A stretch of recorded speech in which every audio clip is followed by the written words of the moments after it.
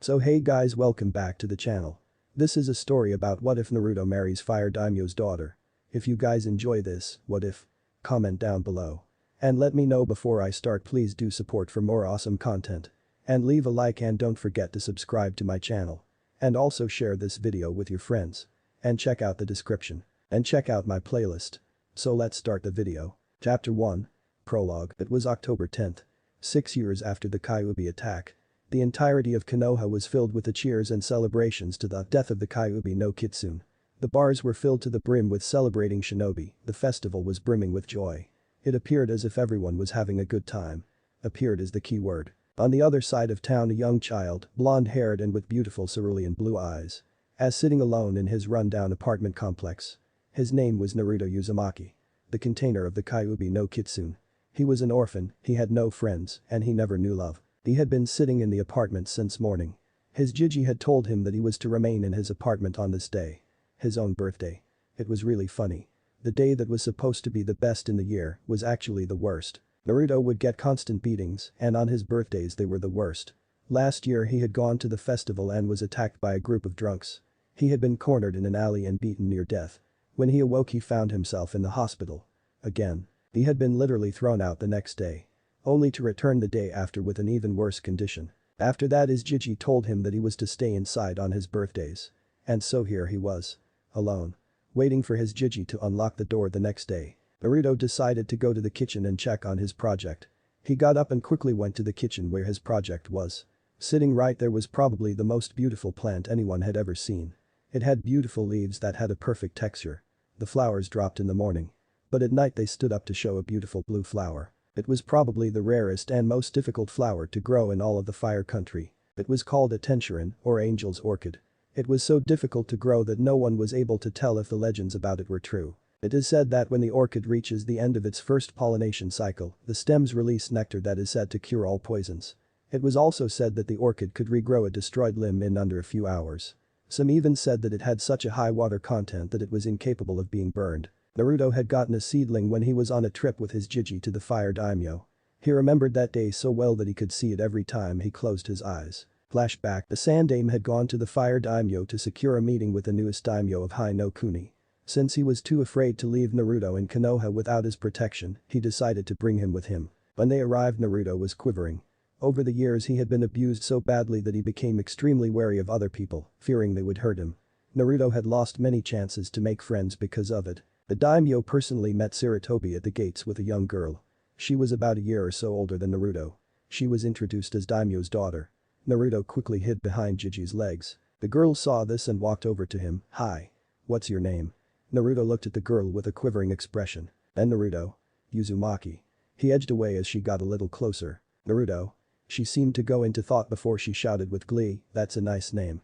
She smiled at the blonde and grabbed his hand. "Hey come on. Come play with me." She dragged Naruto from behind the Hokage and went off to the nearby koi pond. The daimyo chuckled at his daughter's actions. "Well Sarutobi. It seems that my daughter likes the boy.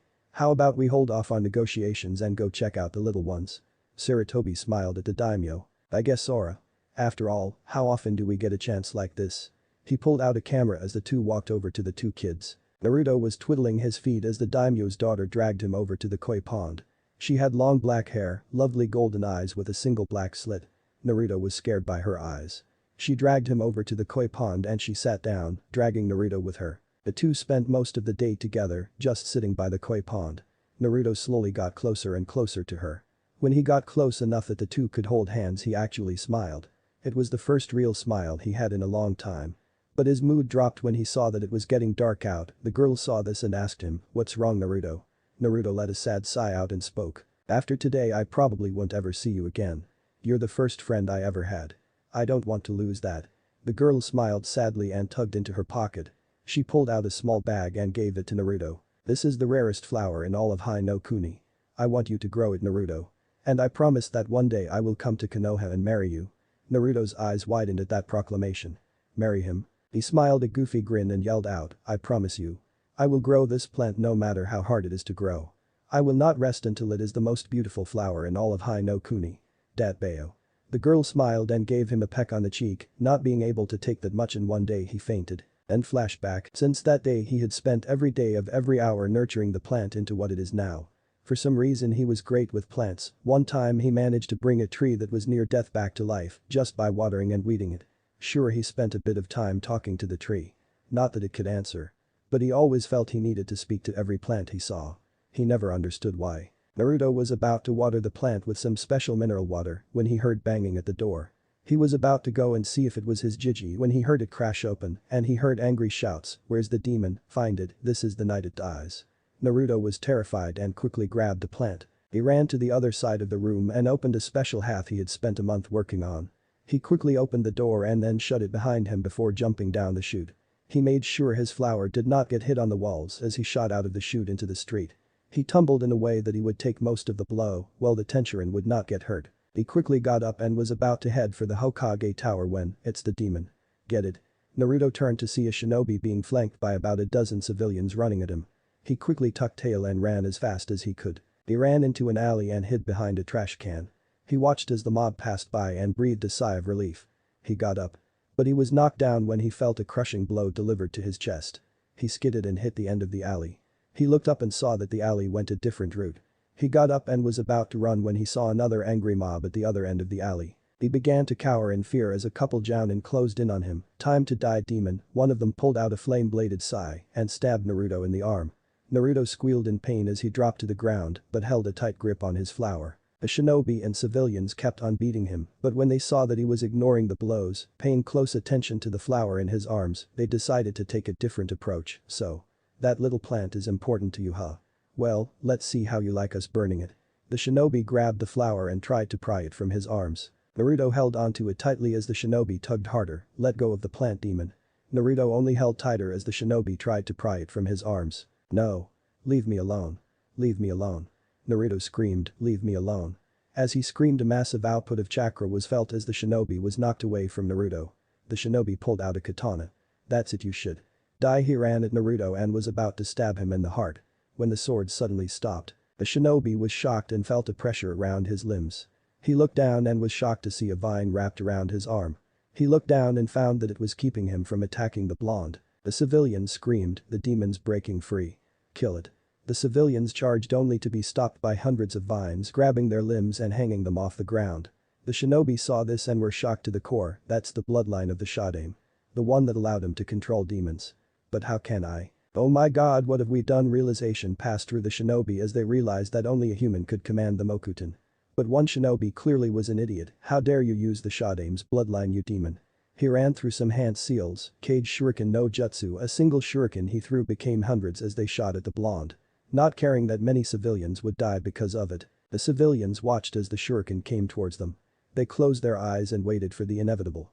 Naruto saw the shuriken coming and began thinking, a mile a minute, what do I do? They may hate me. But I don't want them to die. Someone please help them. As if the vines were listening, they dropped the civilians and began shifting and turning into sheets. The sheets folded like paper and shot towards the shuriken. The shuriken stopped as each piece sliced the shuriken in half. The civilians watched as the shuriken fell to the ground as the sheets unfolded. They were paper. The paper went straight towards Naruto and began dissipating into raw chakra. As the chakra entered the body, Naruto collapsed. The shinobi ran towards the blonde as the one that threw the shuriken was restrained. The civilians looked at Naruto.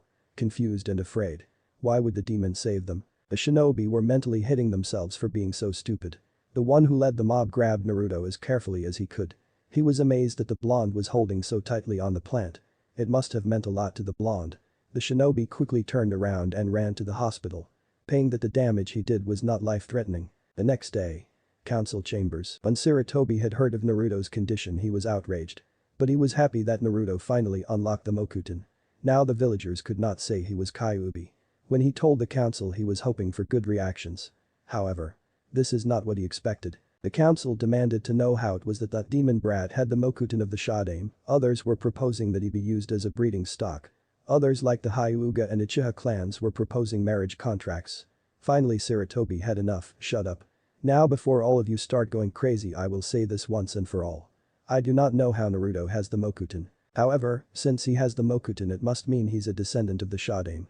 The council erupted in conversation again. "Sandaime-sama. If he is in fact a descendant of the Shodaime, why is it he has not shown his ability in the Mokuton until now? The Sandaime glared at the councilman. Because the Mokuton. Unlike others, it does not activate until the holder of the bloodline reaches a certain age. Even then they have to be in a life-threatening position to activate it. The Shinobi Council looked down, they knew that Naruto was merely a scroll in Kyuubi the kunai.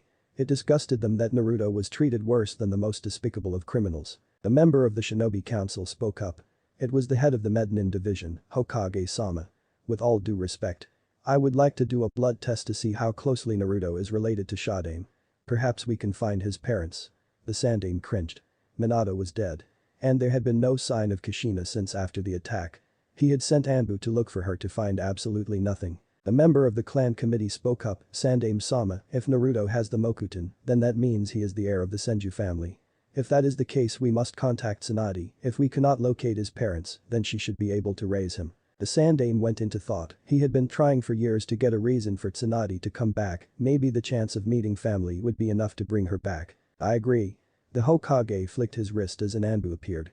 Have someone locate Tsunade, tell her we found a relative of hers. The Anbu did a quick bow and left. Sarutobi was about to address the council when Fugaku spoke up, Hokage-sama. What of the regards to the boy's future? If he is indeed a member of the Senju family, then I humbly request that he be betrothed to a member of my clan. The Senju and Uchiha were rivals, and the chance for an alliance will be most beneficial to the future of our clans.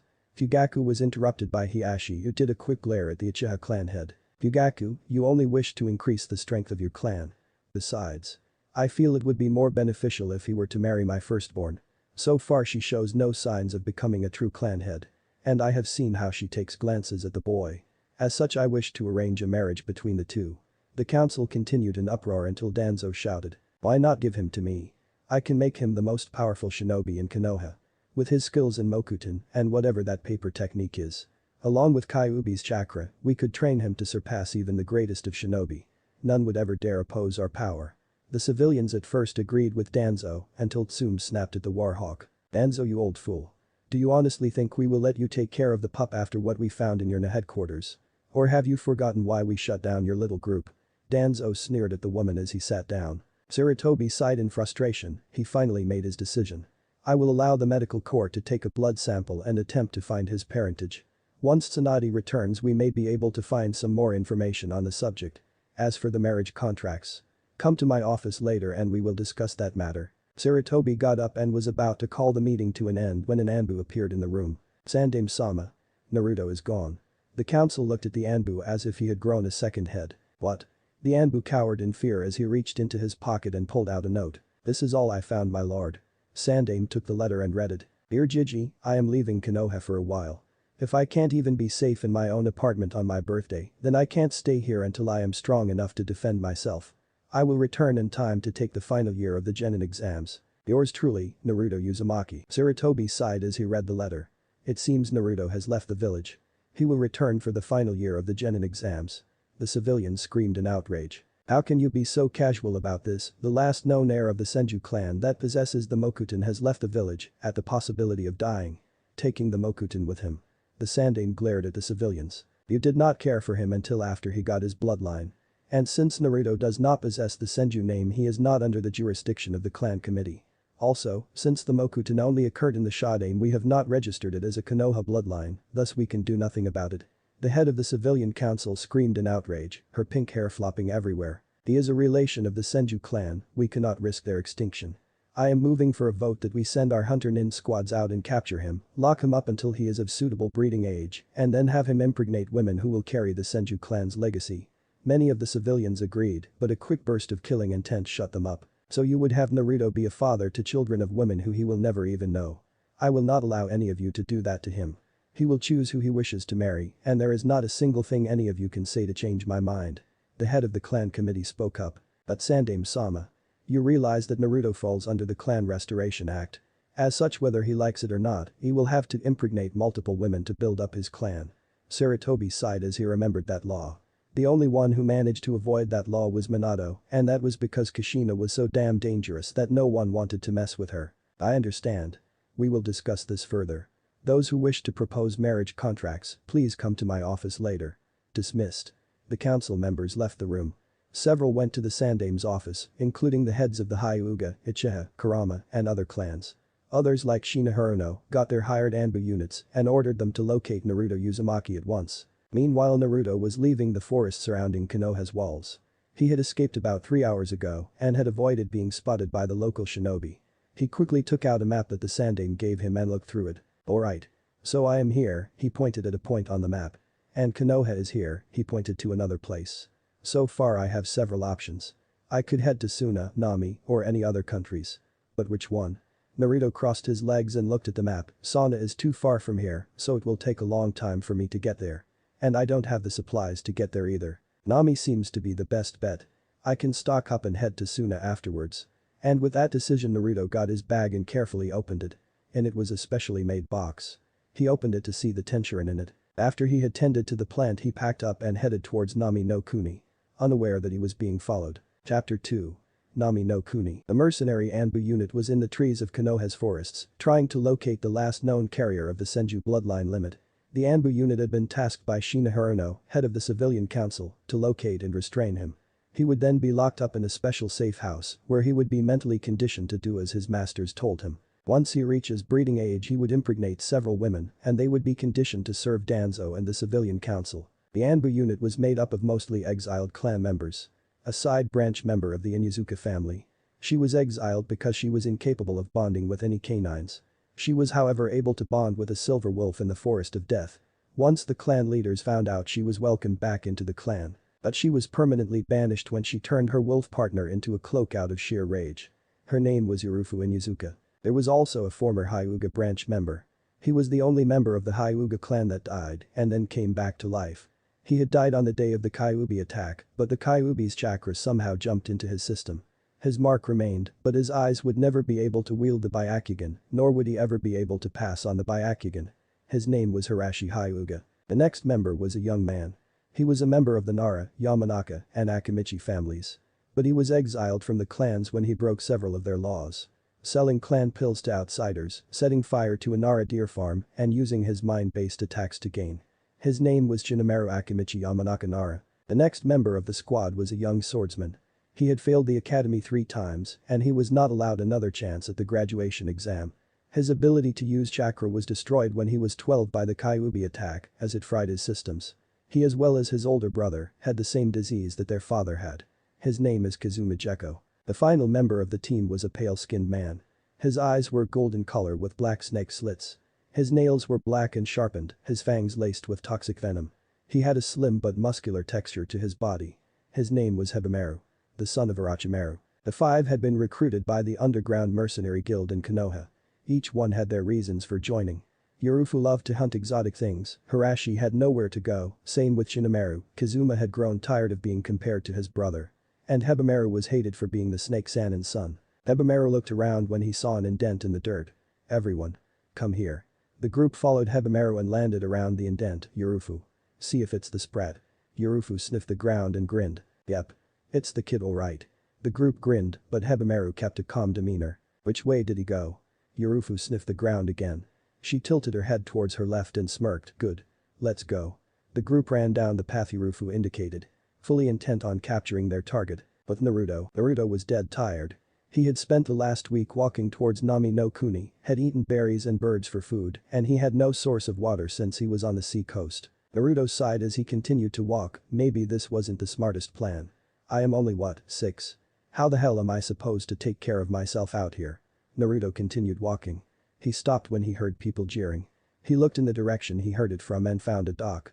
He looked closer and saw there was a group of kids about his age surrounding a little boy. He ran over to find a sight that severely pissed him off. 3 boys about a year older than him were surrounding and picking on a kid at the age of 3. Naruto quickly ran across the bridge as he listened to their conversation. Because of your new father our parents punished us. The clear ringleader said. Yeah, how about we show you your place, Brad?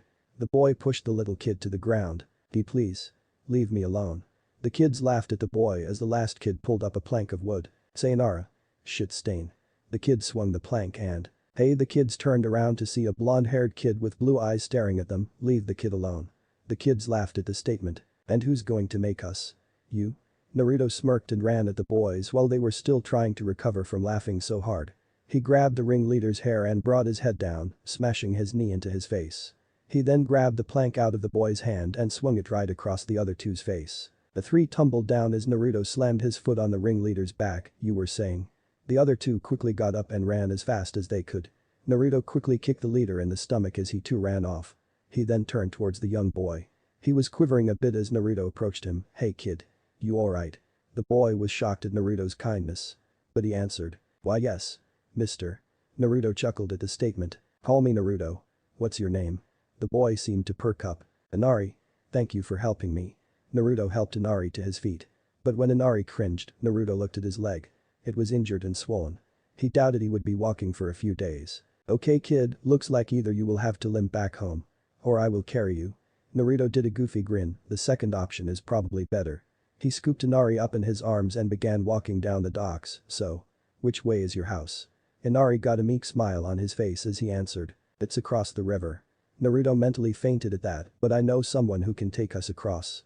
Naruto smiled as Inari directed him to where they could get across. The man who took them across brought them over free of charge. When Naruto asked why Inari was all the way out here, he said it was because the boy's parents offered to take him around while his Kachan had the day off. The two walked through town. Well, more so Naruto walked through town while Inari was on his back. They finally arrived at a nice little house on the shore. Naruto walked up to the door and used his foot to knock since his arms were being used to carry Inari. He only had to wait a few moments when the door opened to reveal a very beautiful woman with silky black hair and lovely brown eyes. Her eyes widened when she saw Inari. Inari. What happened? Naruto was about to explain when the woman grabbed his shirt and dragged him in. He followed the woman. She dragged him all the way to the living room and sat him on the couch while she tended to Inari's sprain. She cast a sharp glance at Naruto. What happened to my baby? Naruto immediately felt scared and began to sweat. He quickly explained what happened. When the woman glanced at Inari for confirmation, he quickly nodded. The woman gave a nervous smile at Naruto, sorry. It's just that too many people pick on my little Inari. But why was he being attacked by those boys? I am going to have a talk. Naruto smiled at the woman as the door opened. In walked a man with black spiky hair and an X-shaped scar on his chin. He seemed to be wearing fisherman's clothes. He looked at the scene in the living room and gave a stern look at the blonde, have you been harassing my son? Naruto quickly retold the story and the man smiled, good. I am sorry, but I don't like seeing my son get hurt. Anyways, why don't you stay over for dinner? Unless of course you have to be somewhere. Naruto smiled, sure. Why not? The family sat down to a meal of fish and salad. Halfway through the meal an elderly man came in. His name was Tazuna and he was Inari's grandfather. Once he was told of how Naruto helped out Inari, he grabbed the boy in a headlock. Ah, you're alright kid. Hey, how's about you come with me tomorrow? I can teach you a bit of stuff while we're there. Naruto smiles at Tazuna. Sure. Why not? I have nowhere to be for a couple years. The family was shocked by this, he didn't have to be anywhere for a couple years, what about his parents and family? Tsunami spoke up, but Naruto. Won't your friends and family get lonely? Naruto dropped his smile at the mention of friends. He looked down before he let a sad smile across his features. No. I have no friends, and my family is either dead or abandoned. The table went silent when they heard the abandoned part. It's no big deal, but since I had to grow up fast, I never really had time for fun. Tsunami walked over to Naruto and wrapped him up in a hug. Oh you poor thing. Inari walked over and hugged his leg while Tazuna and Kaiza spoke to each other at the side. Kaiza, how about you and I teach the boy some things? If what he says is true then he probably doesn't know about taking care of himself outside of wherever he lives. I'll teach him some building techniques and you teach him how to fish. Maybe we can get Tsunami to teach him how to cook. Kaiza thought for a minute he would love to do this. But he also thought that perhaps they should just adopt him. But Naruto seemed to be like him, preferring to go far rather than tie himself anywhere. Tsunami was his only exception, he loved her just like he did his adopted son. Alright. We can ask him after dinner and see what we can teach him. The two agreed and went back to eating. Afterwards Naruto agreed to learn from them. The next day Tazuna brought Naruto with him to his building project. They were working on building a pipe system that would lead to a water filtration plant. Since they were on the ocean the usual freshwater areas were actually salty, not the best thing to drink. While they were building, Tazuna showed Naruto the basic pipes. He also showed Naruto the filter system. Naruto soaked up all the information and made sure he remembered. After all, since he was going to be traveling a lot he needed to learn this stuff. He even helped out Tazuna. Some of the pipes were too small for Tazuna to work on, so Naruto had to help out a bit. Naruto crawled through the pipes and tightened the bolts. When the day was done they went home. Kaiza brought Naruto with him and showed him how to fish. After half an hour of fishing Kaiza started a conversation. So Naruto. What was life back home? He turned to see Naruto's eyes gloss over as he got a sad expression on his face. Kaiser raised an eyebrow at this. I would rather not talk about it. Not yet anyways. Naruto went back to fishing, but Kaiser seemed insistent. You may feel better if you talk about it. Naruto turned towards Kaiser and spoke. No. I won't. Kaiser sighed. But he got a thoughtful expression on his features.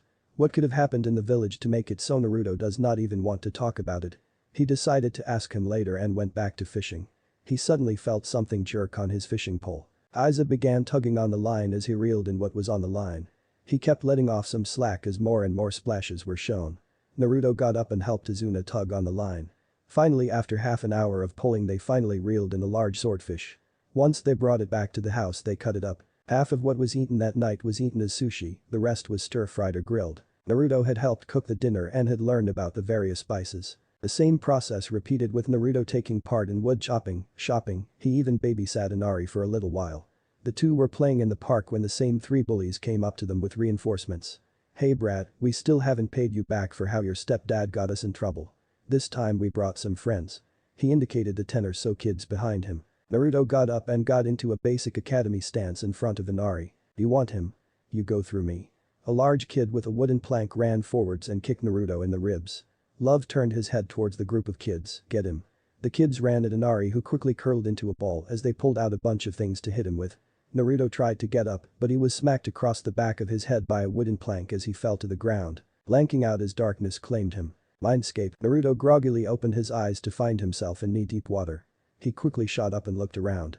He was in a sewer, but the walls were covered in roots. He looked around as he saw the wood begin to peel like paper. He began walking down the halls of the sewer. He kept taking what seemed like random directions, but he felt as if he was going the right way. Naruto went through another passage when he saw a large gate. It seemed like it was bolt shut and it was covered with hundreds of vines and roots. He looked closer to find an imprint of a hand. He placed his hand over it and it immediately glowed red. He watched as the doors cracked open as the tree roots suddenly tore themselves away from the door and pierced the ground behind him. He began to panic as a fierce wind picked up and pulled him in. He tried to make a grab for one of the roots, but he found himself unable to grab anything. He was finally pulled through the doorway as the gates closed with a slam. The wind stopped as he began to tumble. He pushed himself up and brushed himself off. He looked around as he saw the room light up with hundreds of seals wrapping around the room. He saw a pedestal with 2 palm prints on them and walked over. What the hell? What is going on? Naruto sighed as he placed his palms on the handprints. Oh well. The handprints glowed as his body was charged with a warm energy. It was calm and serene. Outside of Mindscape, Naruto suddenly awoke and looked up. The group of boys were about to wail a beating on Inari that would permanently injure him. He threw an open palm strike as a mass of tree roots ripped from the ground and wrapped around the boys. He then twisted his wrist as the roots went upward, suspending the boys in the air. The large boy that knocked him down grabbed a plank of wood and threw it at Naruto. Naruto swung his arm as the board was sliced in half. The large boy was shocked until he looked at Naruto's hand. Then he was terrified. Naruto's hand had turned into a blade that looked like it was made from paper. The blade quickly shifted and folded until it was a simple hand again. Naruto ran at the boy and kicked him in the stomach and then threw his arm out as a root came out of the ground and wrapped around the large boy. Naruto walked over to the bound 6-year-old and sneered in his face. How do you like me now? He added a bit of killing intent to make his point. Naruto walked back to the house with Inari that evening. It was the last evening he would be staying there, so he decided that he would cook dinner tonight. Inari and him were the only ones home since Kaiser went fishing, Tsunami was shopping, and Tizuna was still building that water filter. Naruto had gone to the nearby beach and began casting out his lines. He brought in about 3 salmon, 1 blowfish, and a lobster. He quickly grabbed the fish and ran back to the house. On his way he stopped when he saw a patch of herbs. He looked through them and found the perfect herbs for the dish he was planning. When he got home, Inari had already set the table and was getting out some cups. Naruto looked at the clock, he only had 3 hours to cook the meal before they all got home. Naruto quickly pulled up a stool and got to work. After 2.5 hours, Naruto and Inari had finished setting the table with time to spare. The two sat down together and watched the sunset. Hey Naruto, Naruto turned to Inari. Why are you making dinner? Mommy makes really great food. Naruto smiled as he sighed. Because I am leaving tomorrow. Inari grabbed Naruto's arm and clung to it. No, don't leave, the bullies will come back. Please don't leave. Naruto wrapped an arm around Inari's shoulders and answered. Inari.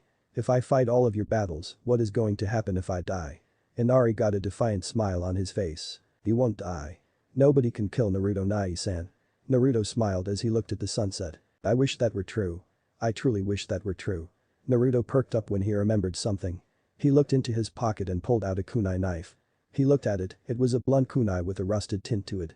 It was his favorite kunai. He had gotten it from his first sensei.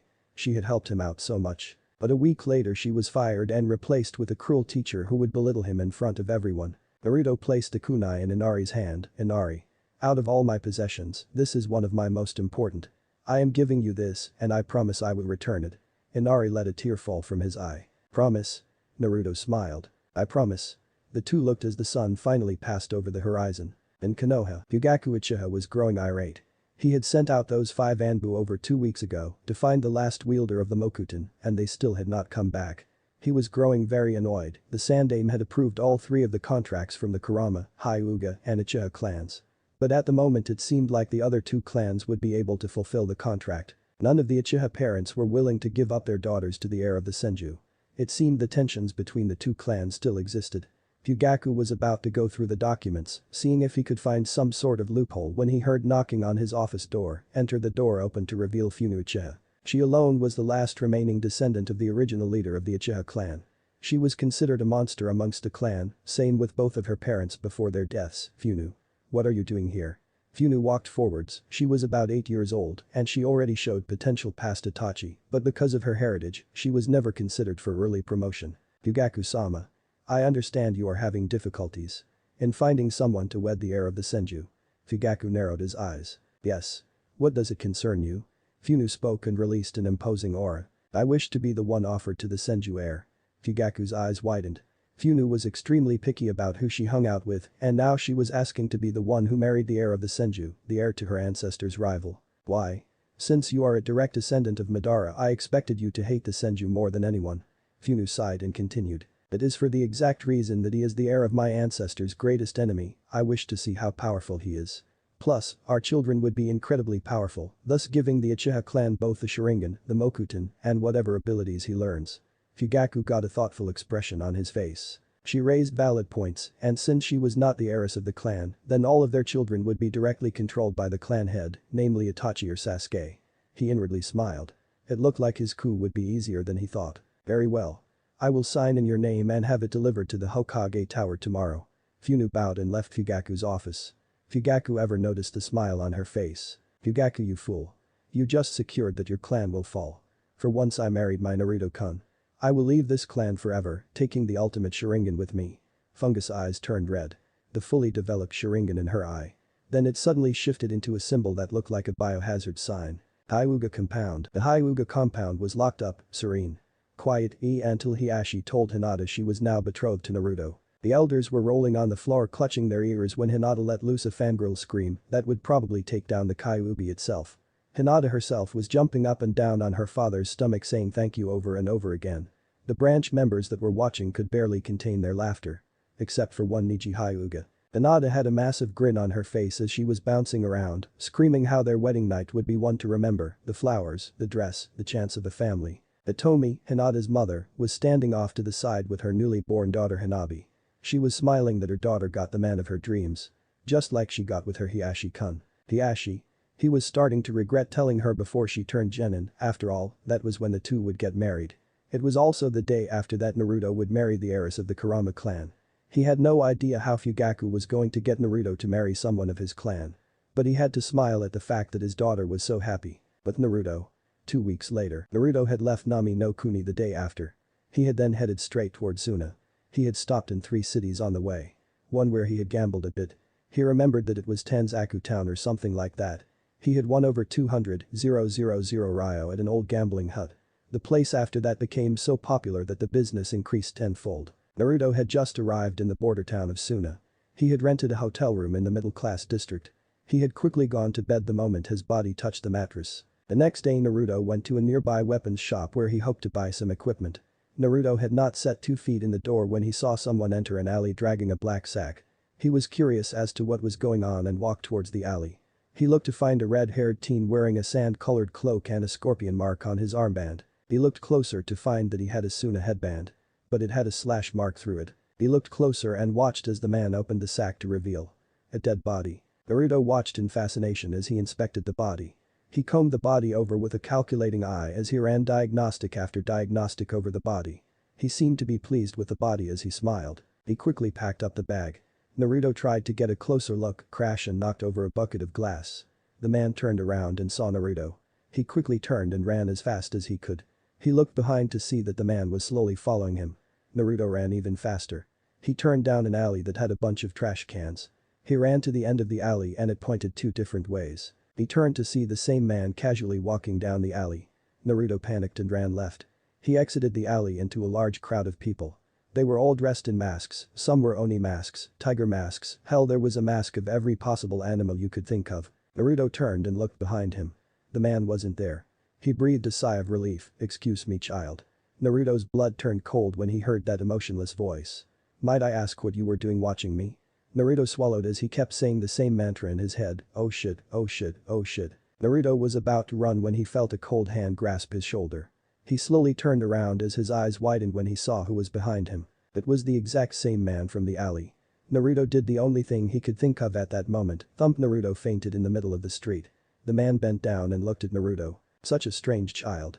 Well, might as well take him with me. No sense leaving him in the middle of the street. The man picked him up and carried him in his arms as he began thinking, the child is clearly only 6 or 7 years old and by the looks of it he is an orphan. I wonder. The man smiled to himself as he carried Naruto to his apartment in the red light district. Akasuna no Sasori. May have finally found an apprentice. Chapter 3. Apprentice of the Scorpion. Naruto slowly opened his eyes. He groaned as he rubbed the sleep from his eyes. Damn. What happened to me? Naruto pushed himself up and fully opened his eyes. He was in a ratty room with holes in the walls. The ceiling looked like it had mold growing on it. He looked to find that there was a window. It was cracked, but it was still a window. He walked over to the window and looked at the curtains. They looked like they had been eaten by moths. Naruto looked around. Why the hell was he here? The last thing he remembered was that he was running away from some man who had a corpse in a bag. He accidentally caught the man's attention and… oh, shit. Naruto began to panic as he looked around, praying that he could somehow escape. He ran to the door and grabbed the handle as he turned it. To find that it was locked. He looked at the window and ran to it. He opened it up, sending a few shards of glass in random directions. He stuck his leg through the window and was about to jump out. When he saw how high up he was. The room was at least on the 3rd floor. No, make that 4th floor. Naruto went back in the room and looked around, trying to find some way to get out. He looked around. But he stopped in his tracks when he heard the doorknob begin to click. He looked around as the door opened. Akasuna no Sasori walked through the doorway carrying a black bag the size of a man. He looked around and spoke, looks like he got away. He walked and put the bag on the bed, or did he? He slowly stepped around the room. If he did escape. How did he get away? And if he is still here. Where is? He snapped his head to the left towards his closet. He twitched his fingers as the closet flew off its hinges, revealing Naruto cowering in the corner. He quickly ran to the window and was about to jump out of it when Sasori quickly sunshine behind Naruto, grabbing his shirt. Naruto struggled as he tried to get out of the man's grip. Let me go. I haven't done anything to you. Sasori threw Naruto on the bed right next to the bag. Naruto looked up in fear. Sasori walked forward and sat on the side of the bed. Naruto was confused. Why was the man not trying to kill him?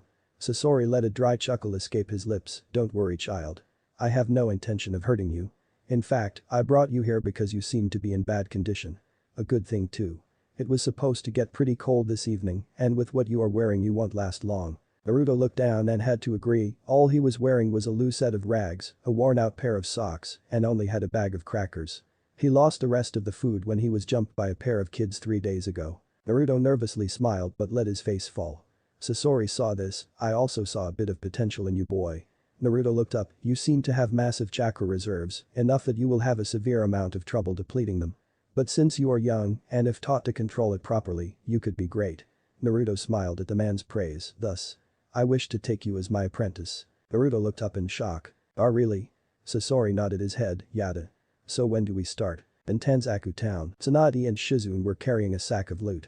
After Tsunade had lost all of their grocery money, Shizune had pushed her out of the way. In less than 10 minutes they had managed to get 10,000 ryo. Shizune chose to carry the bag. Tsunade however wanted to continue gambling. Come on Shizune, just 1,000 ryo. Shizune turned to her master. No. 500 ryo. No. 400 ryo. No. Tsunade-sama, you need to get out of this gambling habit of yours, we already have debts with several influential individuals, we don't need any more fees we have to pay when we don't even have enough to pay for the debts we have. Tsunade slumped her shoulders. The two had been traveling for the last 6 years, they were both registered as Konoha shinobi, but they chose to leave Konoha. The last time they were in Konoha was 6 years ago when Minato's child was about to be born. If they had not been there then Kushina would have died in childbirth. After the Kyuubi attack she watched as the hospital was set ablaze. She ran into the hospital and found that almost everyone was affected by the Kyuubi's malevolent chakra, most of them going into shock. The next day she fled the village with Shizune when she was told that Kushina and her child were dead. The two entered their hotel room, Tsunade Senju, and looked to find a Konoha Anbu standing in the corner. Tsunade immediately got angry. What do you want? The Anbu stood at attention. Tsunade Senju. I have an S-class message that I must give to you. Alone he turned towards Shizune indicating that she needed to leave the room. Shizune said the apprentice turned towards her master, I'll be fine. Go. Shizune turned towards the door and began to walk out. But she turned her head towards the Anbu with a stern glare. Anything can happen to Tsunade-sama. You die. She walked out of the room and closed the door. Tsunade turned towards the Anbu who was pulling out a scroll. So? What does the old goat want? The Anbu passed her the scroll. She looked at it curiously and began to unroll it. She looked it over, when she finally got through it her eyes widened beyond all possible proportions. Outside of the room, Shizune was standing outside the door, it was too quiet to be normal. She was about to open the door, crash when it flew off its hinges as Tsunade charged out of the room, she turned towards her apprentice, Shizune, pack your bags, we are heading to Konoha now. She ran towards the lobby as the Anbu walked out of the room. What was that about? The Anbu passed her a scroll labeled to her, she opened it up and read its contents. Dear Shizune, no doubt you have seen Tsunade's reaction to the scroll she received, the scroll entailed details of a living user of the Mokuton blood limit. His name is Naruto Uzumaki, there is more information concerning him, but all the information is on Tsunade's scroll, and she is not to reveal it until I deem it permissible to do so. The reason I am telling you this is because no doubt Tsunade will try to use her funds to buy a menagerie of items for a certain reason. I want you to prevent her from doing that. She does not need more debts than she already has. Sincerely, here's in Sarutobi. Shizune looked at the scroll for a minute. Then it suddenly clicked, shit, I have to stop Tsunade from going haywire on the shopping. Holding this she threw the scroll to the Anbu who was now running after her. Next day, with Naruto and Sasori. Naruto and Sasori had left that morning. Naruto and him had shared a little bit about their pasts. When Sasori heard about Naruto's past he unleashed a mess of puppet fury on the surrounding trees he was so angry. Most people didn't know, but Sasori had one weakness. Children, he could not stand to see a child in pain, could not stand to see them sad, and now he finds a child who was often beaten to within an inch of his life, ridiculed and ostracized, and basically abused in both mental and physical perspective. It severely pissed him off. After Sasori had vented, the two had continued on their trek towards Suna. They were not actually going into Suna since Sasori was a missing nin, but he needed to greet his contact. Sasori had a massive spy network that was probably the most advanced and intricate in all of the elemental nations, the only one who could possibly have a better one was Jiraiya of the Densetsu no Sanin. The two arrived in a small town about a mile away from Suna's borders. The two found an abandoned building where they were to meet Sasori's contact. As the two waited Sasori began to get Naruto to start working on his chakra control. Sasori-sensei. How is this supposed to help me get stronger? He indicated to the piece of string in his hand. Sasori sighed as he explained. The exercise is to increase your control, you have far too much chakra to suddenly start learning new things, for now I need you to start on the basics. The object of the exercise is to use your chakra to tie the string into a specific knot and then use chakra to untie it. It is a difficult exercise, but we have no other way to increase your control for now. Sasori began to tinker with a sealing scroll as Naruto began to try and weave the string into a normal bow tie knot. The two waited in the abandoned building for 2 hours, finally when Sasori was beginning to lose his patience Naruto yelled out, Yada I did it. Sasori looked to find that Naruto had in fact managed to do it. He was surprised, with chakra stores that were so large he could sense them without even trying, it was a spectacular feat. But then Sasori noticed something, there was a controlled swirl of chakra surrounding his navel.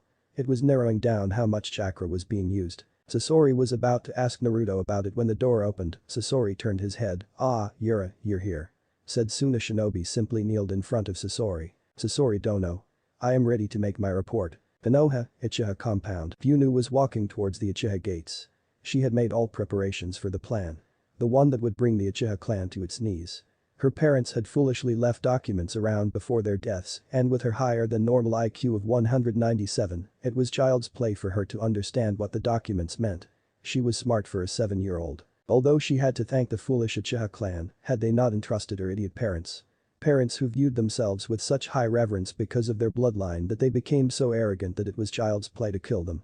She would not have found a person who she could test herself against. Part of the Uchiha clan's plan to conquer Konoha involved Naruto. With the Kyuubi inside of him, any offspring he would have would become pseudo-Jinchuriki, a type of Jinchuriki that had all a Jinchuriki's strengths but had less of the weaknesses. After she found out about Naruto having the Kyuubi inside of him, she followed him to see if her inborn power would do to him what Madara did. Her great-grandfather went to Kyuubi, but when she found him, beaten and bruised, left near dead, she could not bring herself to do it. She looked him over and found the wounds already healing. But she stayed by his side and did what she could to nurse him back to health. She was only 5 at the time she found him beaten near death and was only 5 when she began observing him every moment she could. She was only 5 when she made a vow, I will make you mine. And I will be free of this pathetic clan for good. And now. She was betrothed to him. Now all she had to do was make sure that she was dominant in the group of girls that were lining up to have Naruto. She had no problem sharing, what she had a problem with was being submissive. Her plan was coming to fruition. It looked like that little tip that she slipped to Itachi was successful. Now all she needed to do was let the pieces fall into place. And she would be the only Uchiha left alive. And the Sharingan. No. The perfect Sharingan. Would belong to the Senju clan, and the Uchiha clan would fade into the pages of history. She thought about her ancestor, Madara. You were a fool. You had the chance to gain a powerful bloodline when the Shadame's sister offered herself to you, but your arrogance blinds you to the truth. But soon. The gift you passed on to me. Will be in the Senju clan. Funu activated her eyes and spoke, Ninpo. Shunshin no jutsu she disappeared in a swirl of black flames. Going to a safe house. While the Uchiha clan was massacred. Kurama compound, Ikumo was painting in her room. Her father had told her she was to be betrothed to the heir of the Senju clan. She accepted, not caring in the slightest. She was far too depressed to care. A week ago her teacher had sealed her up. She felt such betrayal, she regressed herself into a shell. Her parents were worried about her. They asked Kurenai why she sealed up her bloodline. Her only reply was, she needs to learn to control. Her parents tried to get her to explain, but Kurenai left before they could question her further. Lately Akumo has been having constant nightmares where an Oni takes over her body and uses her to its own ends. This worried her parents, as it was a sign that the darker curse of her bloodline had finally come out. She only found solace in her paintings. Before she heard of the engagement she painted scenes of darkness and pain. But after the engagement she began to paint happier scenes of weddings, flowers, mountains. Ikumo was painting furiously, trying to get out what was so intently on her mind. But every time she made a brushstroke she heard that same voice, let me. She tried to shake it off, but it kept coming. Finally she began to lose consciousness as she tried to finish the painting. When her eyes snapped closed she snored. Her eyes opened revealing glowing orbs. She suddenly picked up the brush and with a wicked smile, began to paint a picture. She grinned wider with each second. She finally placed the brush down, perfect. Suddenly Yakumo fell back to sleep as the painting was revealed. It was a painting of a burning Konoha with a silhouette of a wedding in the flames. The male had glowing crimson orbs, with a silhouette behind him. A silhouette of 9 tails. Time skipped 3 days later. Naruto was trying to get the string to turn into different knots. So far he had managed to get it into a hangman's knot, a bow tie now, a sailor's knot, and a lace knot. But he was still having difficulty with the kunai wrap knot. Sasori had described that the knot was basically the wrapping around a kunai handle. But since he had to kunai handle he had to make do with his finger. Thus making it more difficult to properly channel the chakra through the fingertips. Naruto looked over the knot Sasori had made to see what he was missing. He looked it over as he checked to see where he was going wrong. He was channeling chakra through the string like Sasori had told him. But for some reason the knot kept undoing itself after he finished. Naruto began to wrap the string around his finger again. Suddenly he looked his finger over. He remembered in one of his sensei's lectures that there were points in the entire body and the more chakra on had the more chakra points there were. Naruto tried to use his entire finger to make the knot. He smiled when he saw that it was a success. Yada, Sasori-sensei, I got it. Sasori looked over to the blonde, astonished by his progress. Amazing, he has shown such great skill so soon. It's remarkable. I definitely found the right guy to be my apprentice. Now to start him on my technique. Sasori walked over to Naruto, very good. Come, we have 3 days to get started on the next point of your training. Sasori began walking towards a tree. He tapped on the tree, shook his head and moved on. He went to another tree. Tapped it, shook his head again and moved on. He continued this for a few minutes until he stopped at a tree with a dark red wood. He tapped it. He nodded his head, he circled the tree and tapped it a couple times. Finally he smiled. Sasori pulled out a scroll and suddenly was surrounded by smoke. Naruto covered his eyes as the smoke swept over him. As the smoke cleared he looked to where his sensei was. His eyes widened when he saw another figure with his sensei. There was what looked like a humanoid figure. Its arms were like that of a large, but were curved like a machete. It had empty eye sockets, but its mouth was filled with saws. The thing was wearing a crimson cloak with a design of a red scorpion on it. Sasori was twitching his fingers, the humanoid object began to move, suddenly it looked at the tree and swung its massive blade's arms. It then closed its mouth on the tree and began slicing it into wooden logs and planks. It began using its arms and sliced up the logs and planks into smaller bits. The logs and planks fell to the ground into a neat pile. Sasori pulled out his scroll and suddenly the object vanished. He put away the scroll and walked over to the wood. He began to inspect it, he turned towards the shocked Naruto. "Naruto. Come." He pulled out a scroll and opened it. The wood disappeared in a puff of smoke. Naruto slowly walked towards his sensei as they headed to a cave. When they got there Sasori set up a fire using some of the wood that he deemed unfit for usage.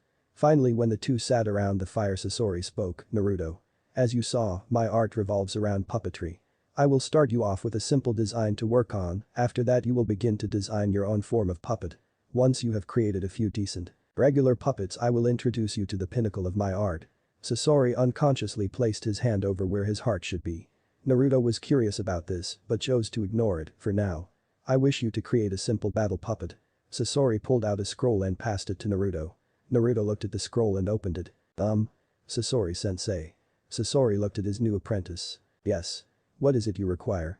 Naruto looked away, as if he was ashamed of something. "I can't read kanji." Sasori's eyes widened at this, for a child at 6 years old to not know how to read. It was barbaric. Sasori spent the day teaching Naruto how to read the scroll. Naruto finally got the hang of it and began to read it on his own after a while. The next morning Naruto began to use the wood and began to craft a battle puppet. The design was humanoid, but Naruto shaped the fingers to resemble talons. Naruto also carved in his own insignia. A tenchurin flower with a red slitted eye in the middle of it. He did not know why he put it there. Naruto worked on the puppet for several days, applying gears and joints to where Sasori indicated. Finally after 3 days of working on the puppet it was now functional. At least from Naruto's perspective. The puppet resembled a simple mannequin, its mouth was filled with sharpened teeth. Its shoulders had planks of wood that had a storage seal on each one. The hands were replaced with claws, each nail curved to resemble a talon. The eyes were red and had black slits in them. For some reason Naruto felt the need to place them there. Sasori inspected the puppet, he began using his chakra strings. He quickly got the handle of it, but he noticed that there were some quirks in the design, but he was not surprised, after all Naruto did not know how to read until a few days ago. He looked towards his student, "Well done. However, you made the bolts too tight on the left arm and the neck movements are too loose. But besides that the design is quite good. Now. We will begin the next step." A week later, Naruto and Sasori were heading towards a village in the land of rivers. Sasori had made a contact in one of the major villages and he was now awaiting the end part of the bargain. Naruto's outfit had changed a bit. He was no longer wearing rags. He now wore a long black poncho with tattered edges. The hood shadowed his entire face, as well as provided a way to shade oneself from the sun. Underneath the cloak he wore a wire mesh shirt and a set of black hakama pants. The poncho had 3 pouches, all 3 contained scrolls. One had his completed battle puppet and the other 2 contained his new puppet designs. Both were works in progress. Sasori was now using his Haruko puppet. Naruto had wanted to know why it looked so much like a human, but Sasori had told him he would find out when he was older. Sasori wanted to wait until Naruto was skilled enough in puppetry before he dropped the bomb of human puppets on him. The two had entered the town, Naruto was holding a scroll at the ready. Sasori had told him to always be wary of others, and now that he was meeting a strange man that Sasori had told him he had only met through a various series of spy networks, he was extremely edgy. The two arrived at their intended destination, it was an old cave near a river. The cave was covered by a Sasori placed his palm near the cave entrance and then dropped it, revealing a beautiful pagoda door. The door opened as the two walked through it. When they entered there was a light in the middle of the room with a man wearing a black cloak with red clouds standing to the side. His face was covered by a straw hat with bells on it. The man spoke with a stoic voice, "Akasuna no Sasori. I have what you asked for." He reached into his cloak and pulled out a scroll and passed it to Sasori. Said missing nin took the scroll and gave it to Naruto, who placed it in a pocket in his hakama pants. "I must thank you. Without your poisons I would not have been able to pull off my feat." Sasori chuckled a bit. In Haruko his voice became more gravely and aggravated. Yes. I hope that you are not cheating me on my prize. The man shook his head. No. Unfortunately the item was damaged, missing parts of the right side. However, it looked like it had been removed intentionally. Sasori growled to himself. That means that someone has vital portions. No matter, I shall still find use for it. The man stepped back as Sasori turned to Naruto. Naruto, no one noticed the man's eyes widen. Please leave the room for a few moments. Naruto nodded his head and exited the room. Sasori looked back at the man. So?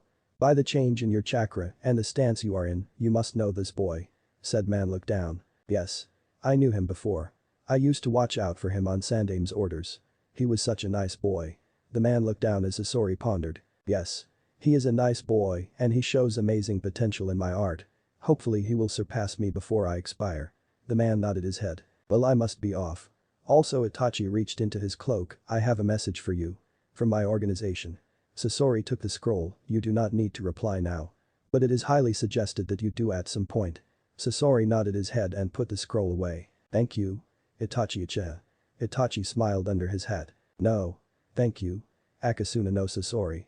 He disappeared in a swirl of leaves as Sasori turned towards the door. Now having a body that his student can create his first human puppet with. The body of Shisuichi. Chapter 4. Return. Itetsu and Izumo were standing guard at the gates of Konoha. Ever since Tsunadi's return 5 years ago they had been placed on guard duty constantly. She had taken up the position of Godame and had proceeded to punish every individual who had ever hurt Naruto. No one has been told the relation as far as blood between the two, but if he had the Mokuton then the two had to be related in some way. And that was more than enough reason for Tsunade to want vengeance. Itetsu and Izumo had been spared from her wrath. They had never harmed Naruto, nor have they ever assisted him. Now that they thought about it there was a lot more they could have done for the blind. Itetsu sighed, man. I really miss that. Izumo sighed as he slumped down. I know what you mean. Izumo then thought about something. Hey.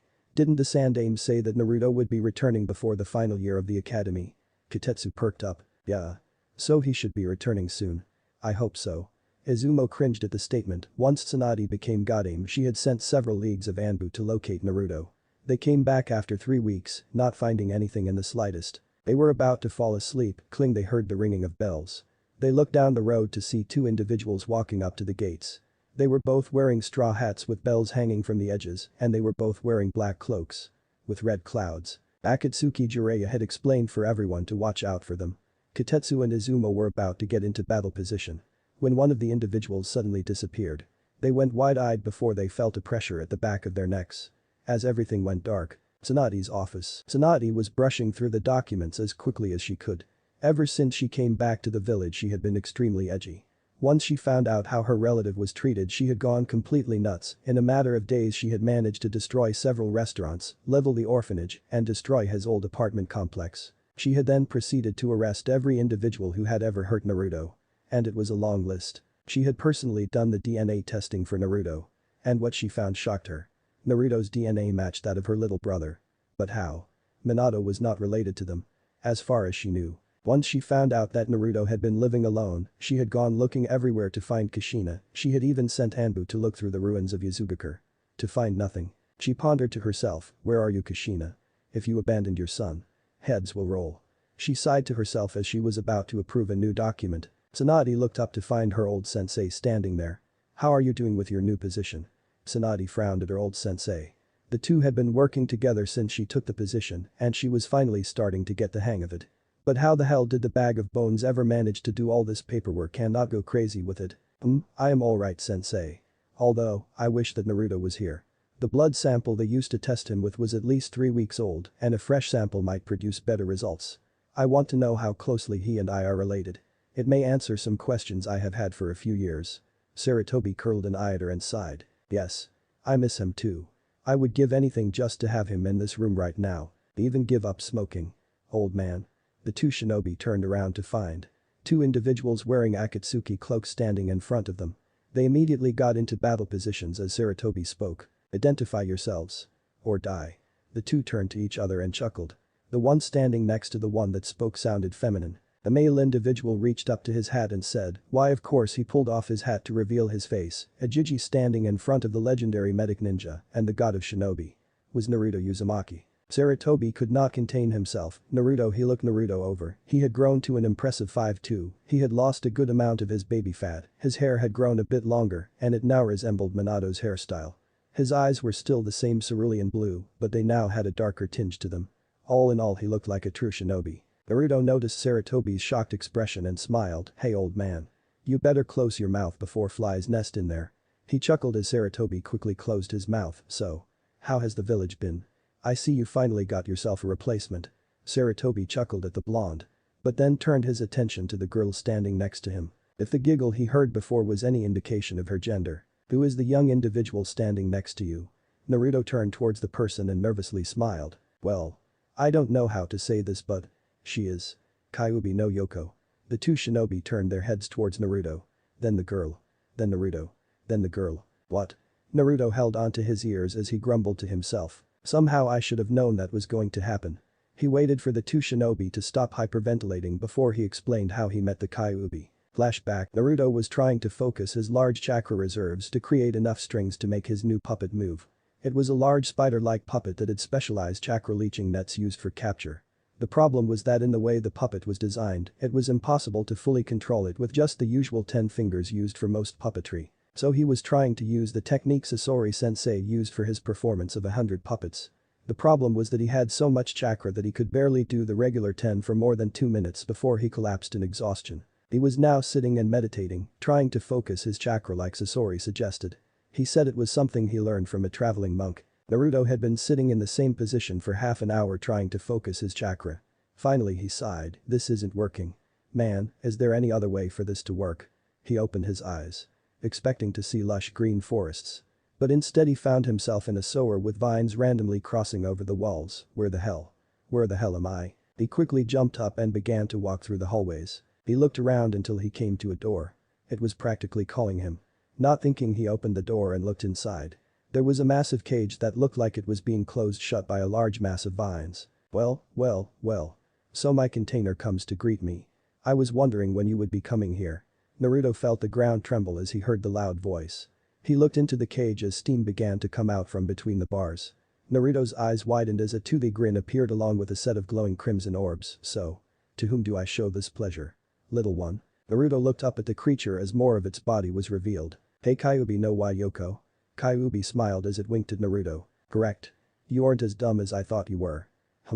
We should probably talk more." Comfortable environment. The smirk on Kyuubi's features made the blonde incredibly nervous. Suddenly the Kyuubi began to shrink as it began to take a new form. When the Kyuubi finished its transformation, there was a human figure lying on the ground. Naruto's eyes widened when he saw it. Or rather her features. She had crimson red hair that fell to the small of her back, she had a pale complexion, long slender arms, a perfect hergless figure. And an impressive set of breasts. She looked to be about 15 years old. As she stood up she revealed her whole form. Completely naked. Naruto blushed crimson red as she stared into her crimson eyes. She must have seen the blush because she playfully giggled as she placed a finger at her lips. Making her look even cuter. "So. Do you like what you see?" Naruto did not know whether it was her looks in general or if it was how she said it. But he did the first thing that seemed logical.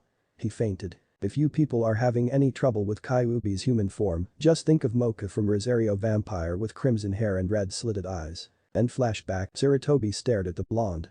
Having a hard time believing what he said. But then again, Naruto hasn't lied to him as of yet, so. How did she escape from the seal? Naruto sighed. He opened his mouth, probably about to answer. When the door was opened by a frantic Hiashi Hyuga. "Hokage-sama. 2 Akatsuki members have been spotted at." He looked around as he saw that there were several individuals in the room. He then saw the Akatsuki cloaks. "Hokage-sama. Why are there 2 Akatsuki members in your office?" Hiashi looked at Tsunade expectantly. Tsunade opened her mouth to answer. When she suddenly felt a large mass of killing intent. Coming from Naruto. Naruto was glaring at Hiashi with a look that would possibly scare Orochimaru. He performed a set of hand seals and pulled out a scroll. The scroll released a bath of white smoke as a puppet came flying out of it. Hiashi was so shocked that he had no time to move. He watched as the puppet came at him and noticed its features. It was very skeletal, its mask was like that of a ghoul. Its cloak was tattered and ruined. And it was carrying a massive scythe. He was about to get into a Jaiken stance. "Stop." The puppet stopped mid-strike. He looked to see the other Akatsuki members. A beautiful 15-year-old woman with crimson eyes was holding on to the now crazed Naruto. "Naruto. Calm down. calm down. Naruto blinked a few times as his crazed look softened.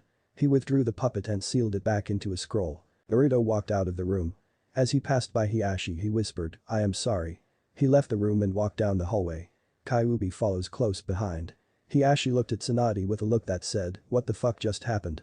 The three shinobi looked down, wondering what the hell was going on. At night. With Naruto. After Naruto had left the office he walked around the village.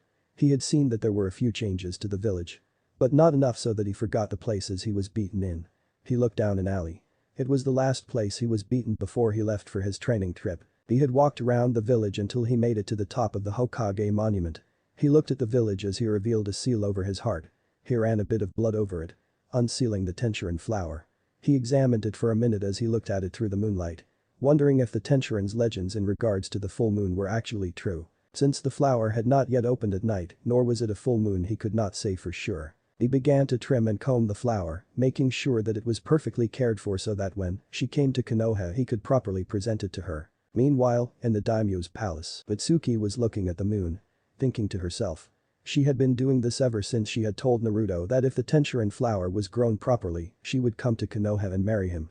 But when she found out that he had left Konoha she was very upset. She often thought of what he must look like now.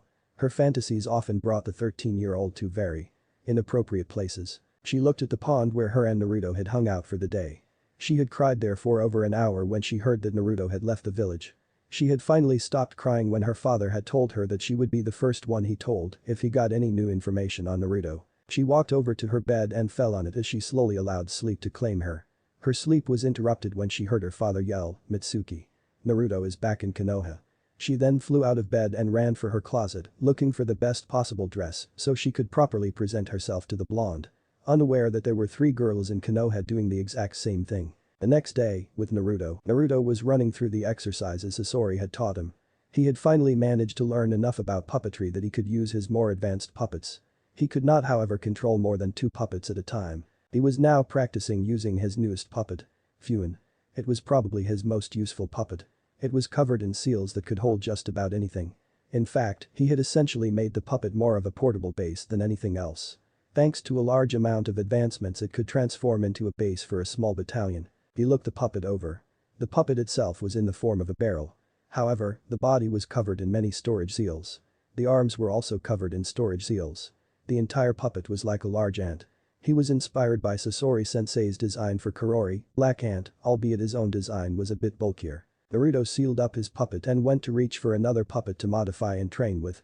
When he touched a black scroll, he traced the scorpion design on the side and whispered, "Sasori-sensei." He then looked at the scroll next to it.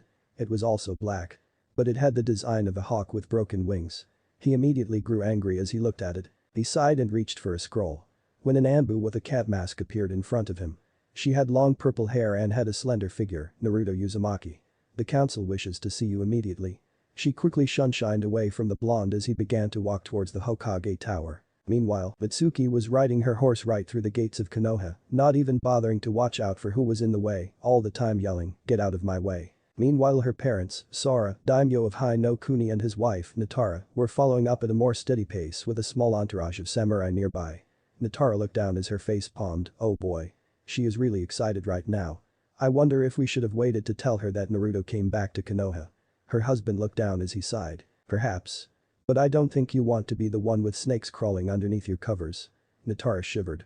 She often wondered if Mitsuki got her obsession with snakes from hanging with her uncle. At least before he defected from Konoha. True.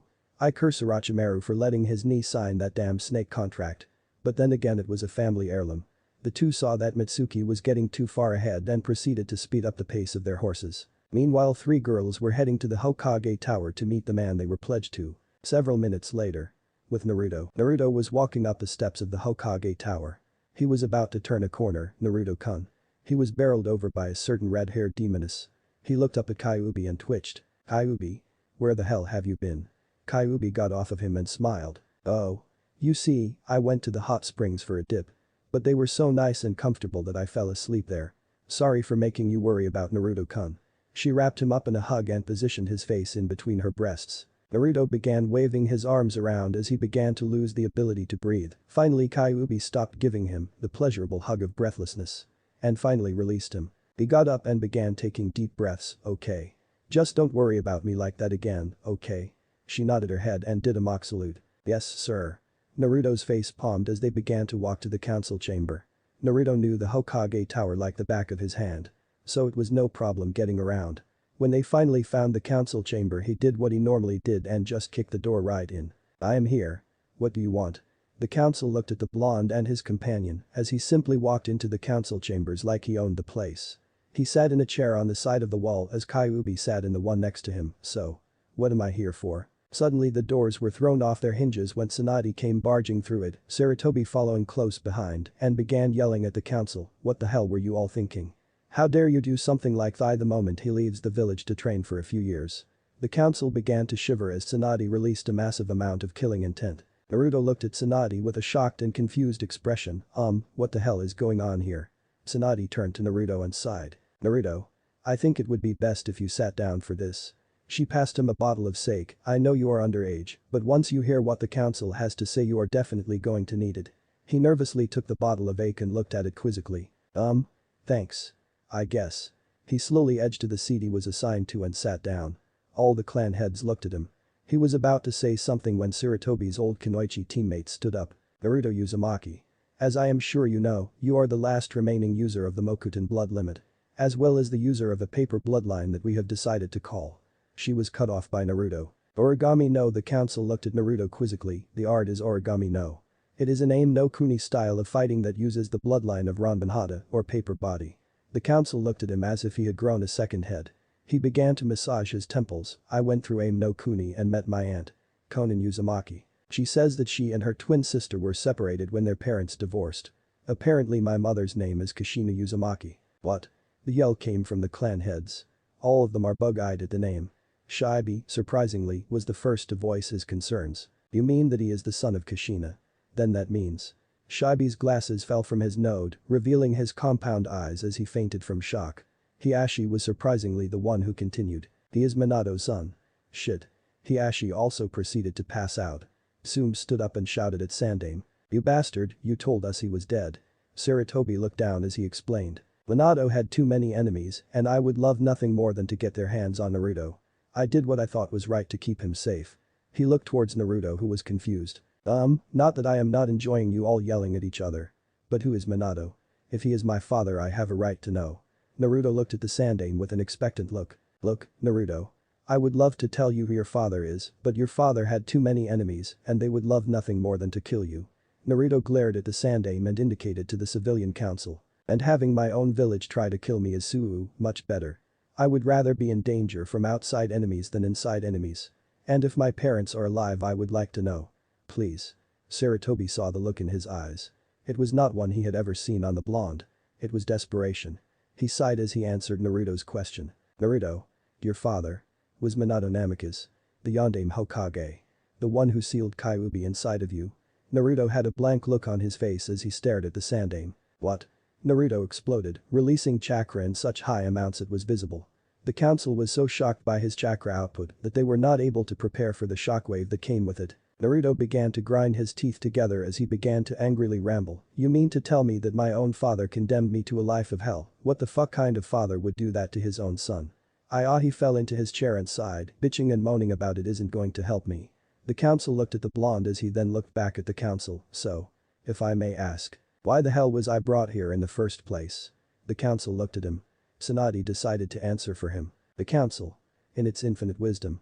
Chose to have you arranged to marry 3 young girls from the Uchiha, Hyuga, and Kurama clans. Naruto's eyes bugged out. He then reached for the bottle of sake. Corked off the top and then drank it as quickly as he could. He then screwed back on the top as he looked at the council. Meanwhile, outside the council chambers, Funu Uchiha, Hinata Hyuga, Yakumo Kurama and Mitsuki were standing outside the council room doors. Hinata was being escorted by her mother, Funu was walking alone, Yakumo was being escorted by her grandfather, and Mitsuki was being escorted by the Daimyo. They were about to open the doors when they heard a loud yell of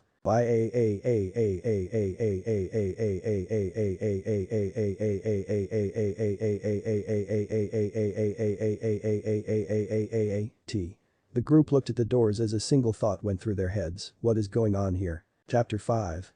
The Council and Academy. Naruto was releasing so much killing intent that he actually made a few older shinobi counselors soil themselves. Are you telling me that I will leave for a few years and without my consent, you all arrange marriages for me with girls that I have never even met? What the fuck is wrong with you people?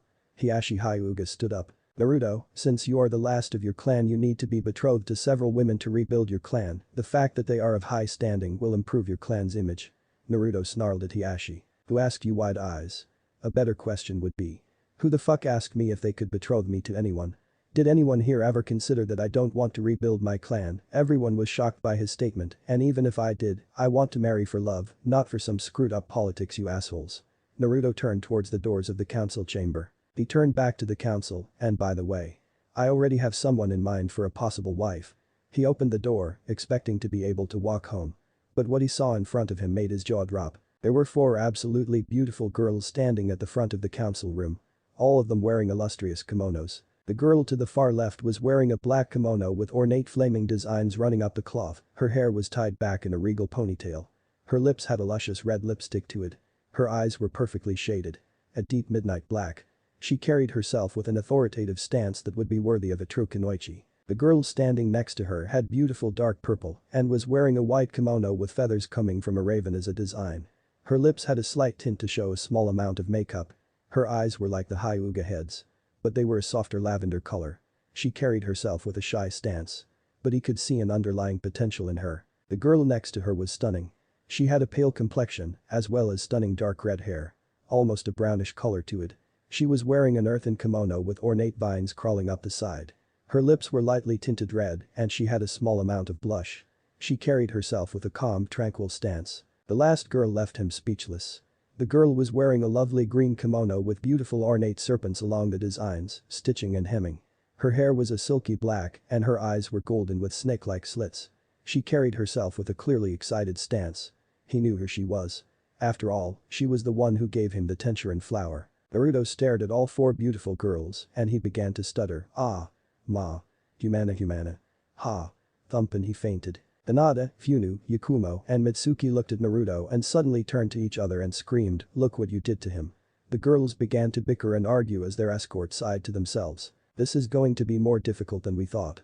Isn't it? They all watched as the girls continued to bicker as Kyuubi picked up Naruto and carried him back into the council room. After they had managed to get the girls settled down, they had all re-entered the council chambers.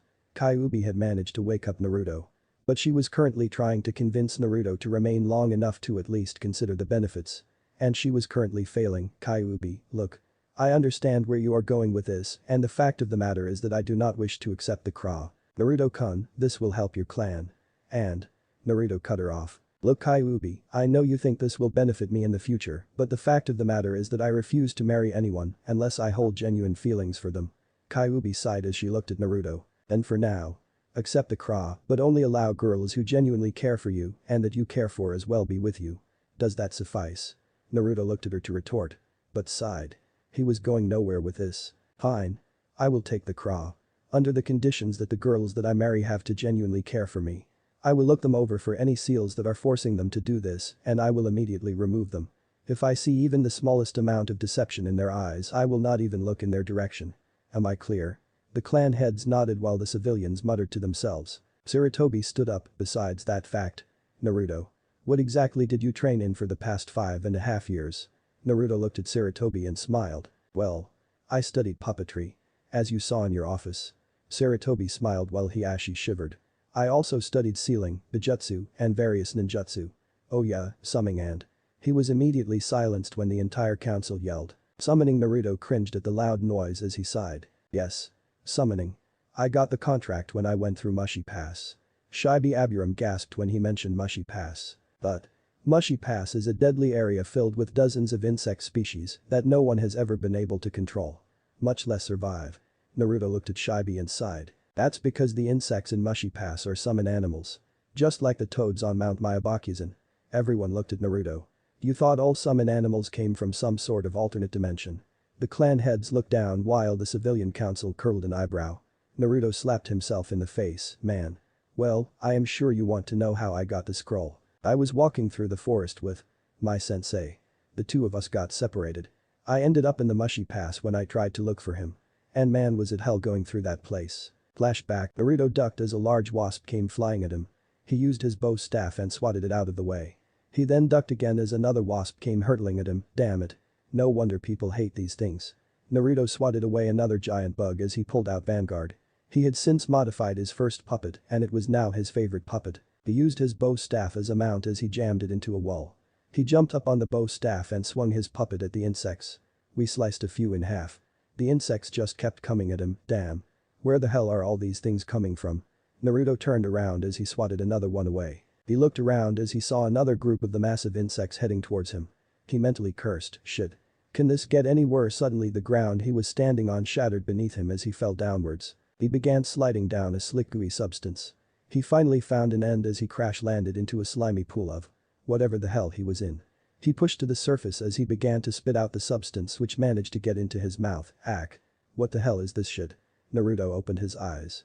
And they widened when he saw what he was in. He was in a nest. He looked to find large eggs. About the size of a toddler. He began to stand up. He looked around to find the cave covered with large flowers that seemed to move. He waded to the edge of the pool of slime and crawled out, gasping for breath as he did. Damn. What the hell is this place? He pushed himself up as he looked around.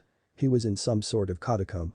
He began to walk around when he began to notice all the insect life. If there are more bugs down here. I better be careful. Naruto took a step forward, crunch, and he looked down. He had stepped on what looked like a giant tick. But it had a stinger at the end of it. And it had a small set of wings developing. Naruto was about to step again, when he heard the loud shriek behind him. He quickly turned around to see the walls moving. The rocks. Which apparently were not rocks began to fold into the wall. The wall began to crumble as Naruto saw the giant creature.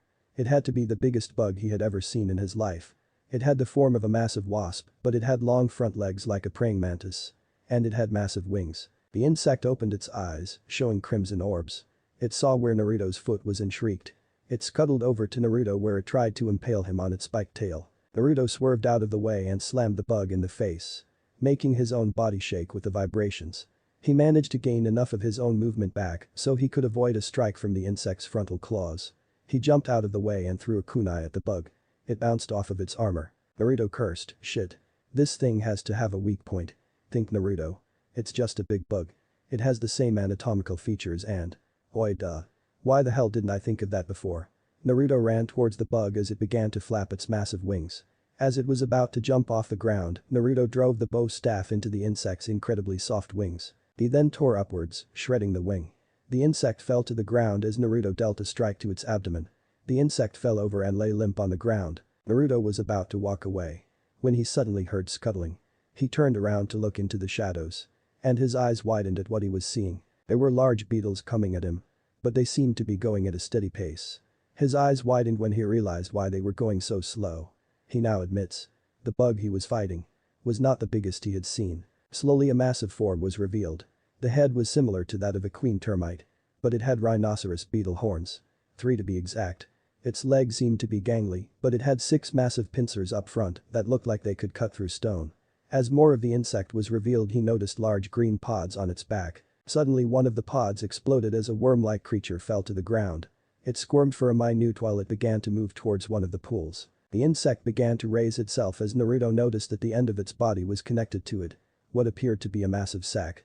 The flowers he saw in the cave began to light up. And his eyes widened in horror.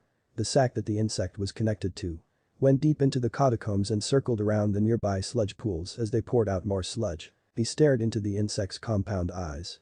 He could have sworn he heard a hissing sound come from it before it directed its attention to the insect that Naruto had just barely defeated. It began to click and hiss at the insect. The insect responded by hissing and clicking as well. The two continued this until the massive insect, which had to be big enough to be a boss summon, directed its attention to the wall behind Naruto. It began to click rapidly and before Naruto knew it he was being wrapped in webbing. He tried to struggle, but he fell over as he saw what was wrapping him up.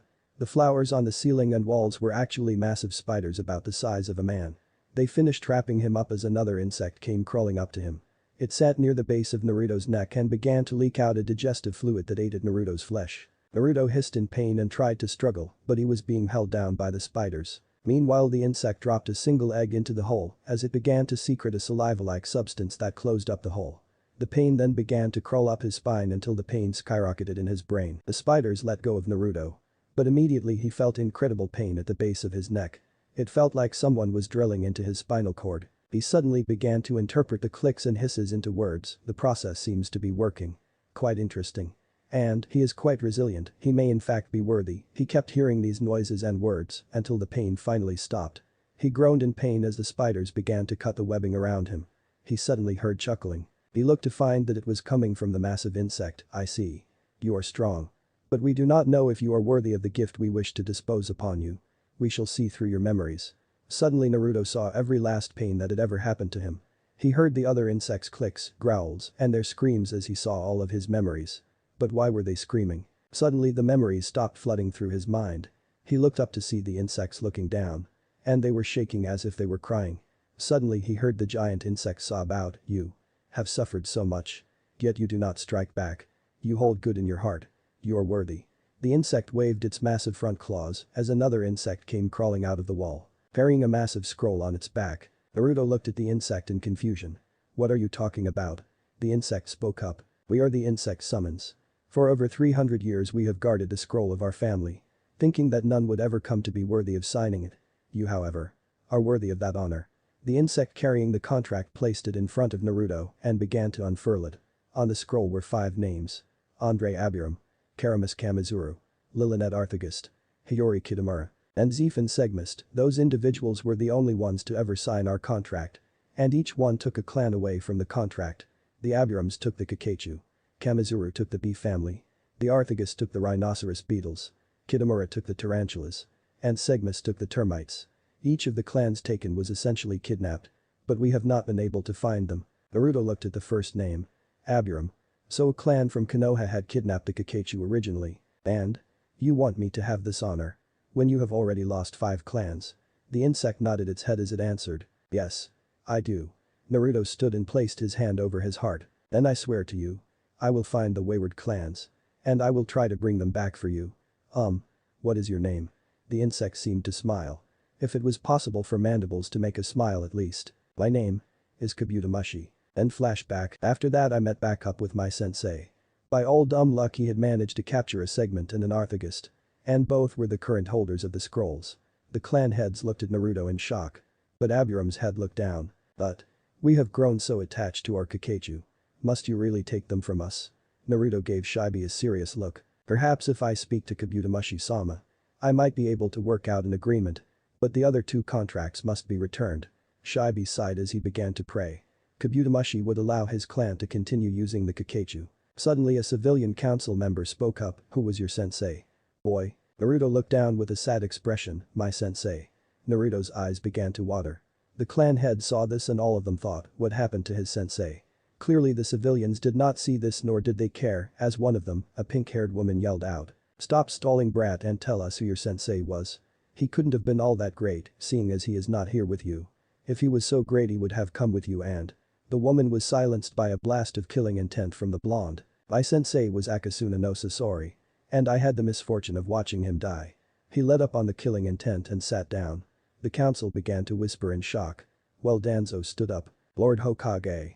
Surely someone as skilled as him would make a fine addition to my root division. He has the Mokuton and a Megakure bloodline limit and he was trained by Akasuna no Sasori. The greatest Suna ninja to ever come from their ranks. As such, I request that he be placed in my root division. Danzo was mentally sneering at the boy, who 2 years ago had foiled his plans at an alliance with Hanzo. Naruto glared at Danzo and spoke, oh really Danzo? And why Percy would allow you to be my leader? When you had the gall to try and kill my Antem. Everyone turned to Danzo who was now sweating bullets. He knew I was there. How? I saw him fighting head-on. How did he manage to see me from that distance? Danzo spoke up as calmly as he could, I have no idea what you are talking about. Naruto snorted as he turned towards the old warhawk. Whatever. Besides. I promised Ajiji that I would attend the last year of the academy. He turned to Sarutobi. Am I correct? Sarutobi smiled at the blonde as he answered. Through Naruto. You did in fact promise that. Sarutobi turned towards the council. I see no issue in that. Do any of you? The clan heads shook as a sign they did not disagree. The civilians grudgingly agreed. Meanwhile Danzo was fuming. Damn. His power would have given me the strength to take you down, Sarutobi. Now how am I going to take the position of Hokage? Sarutobi smiled. Tomorrow, Naruto will start the academy. He began to write down a form. This is the room number. Naruto took the piece of paper and smiled at Sarutobi. Thanks, Ajiji. He and Kyuubi sunshine out of the council chamber. Later that night. With Funu was cursing to herself. Her plans were slowly falling through the toilet. She was not the last remaining Uchiha as she had planned. Instead, that pathetic excuse of a genius had spared his worthless little brother. Leaving 3 Uchiha living. Funu looked at the training post that had a symbol carved into it. Her eyes changed from her regular eyes into the Sharingan. And then they shifted into the biohazard symbol, Amaterasu. And a black flame shot from her eyes. Destroying the dummy that had the symbol of the Uchiha clan carved into it. She began pacing as she thought to herself, damn it. My plans are slowly being destroyed. Not only is that pathetic excuse of an Uchiha still alive. But also Naruto-kun will only marry for love. I have to worm my way into his heart. But how? I know I care for him. But I have no idea how to show it. She sat next to a tree in the apartment she had bought after the Uchiha massacre. She had managed to smuggle a large amount of scrolls from the compound before Sasuke got a hold of them. This gave her an advantage. Not only was Sasuke stuck with the most pathetic Uchiha clan justices, but he was also so hell-bent on revenge that he would never be able to properly learn them. She smirked to herself, I will not be defeated. My dear Naruto-kun. She walked upstairs. Ready to prepare for the next day at the academy. Next day, the academy class was waiting for their teachers. All of them were extremely anxious since their parents had told them that they were to receive a new classmate. And not just any classmate.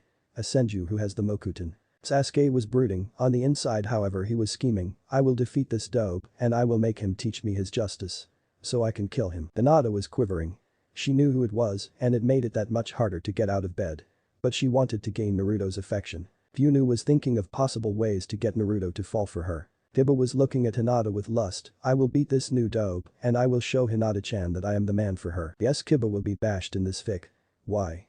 Because it is funny. Sakura was ogling Sasuke, whoever this boy is, he will never beat my Sasuke-kun cha Shanro. The doors opened as Iruka Yamino and Mizuki Tao walked through the doors, alright class.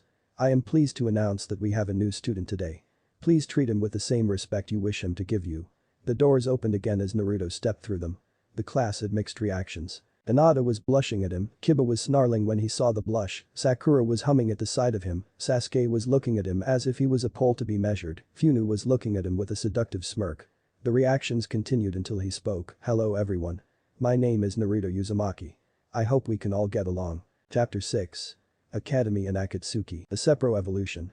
Juuken Naruto and Mokuton Naruto. Check his profile. Red Eyes Inferno Kaiser. Code Geass Naruto crossover.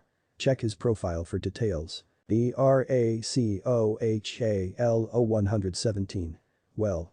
I think the challenge is good, pouts. Naruto had done exceedingly well in the academy. When he first joined the academy top he was automatically placed as the dope. But in less than 3 months he had taken the 5th place by storm. He developed friendships with many of his classmates, Choji and he both shared a love of various foods. Although he preferred ramen whereas Choji preferred barbecue pork.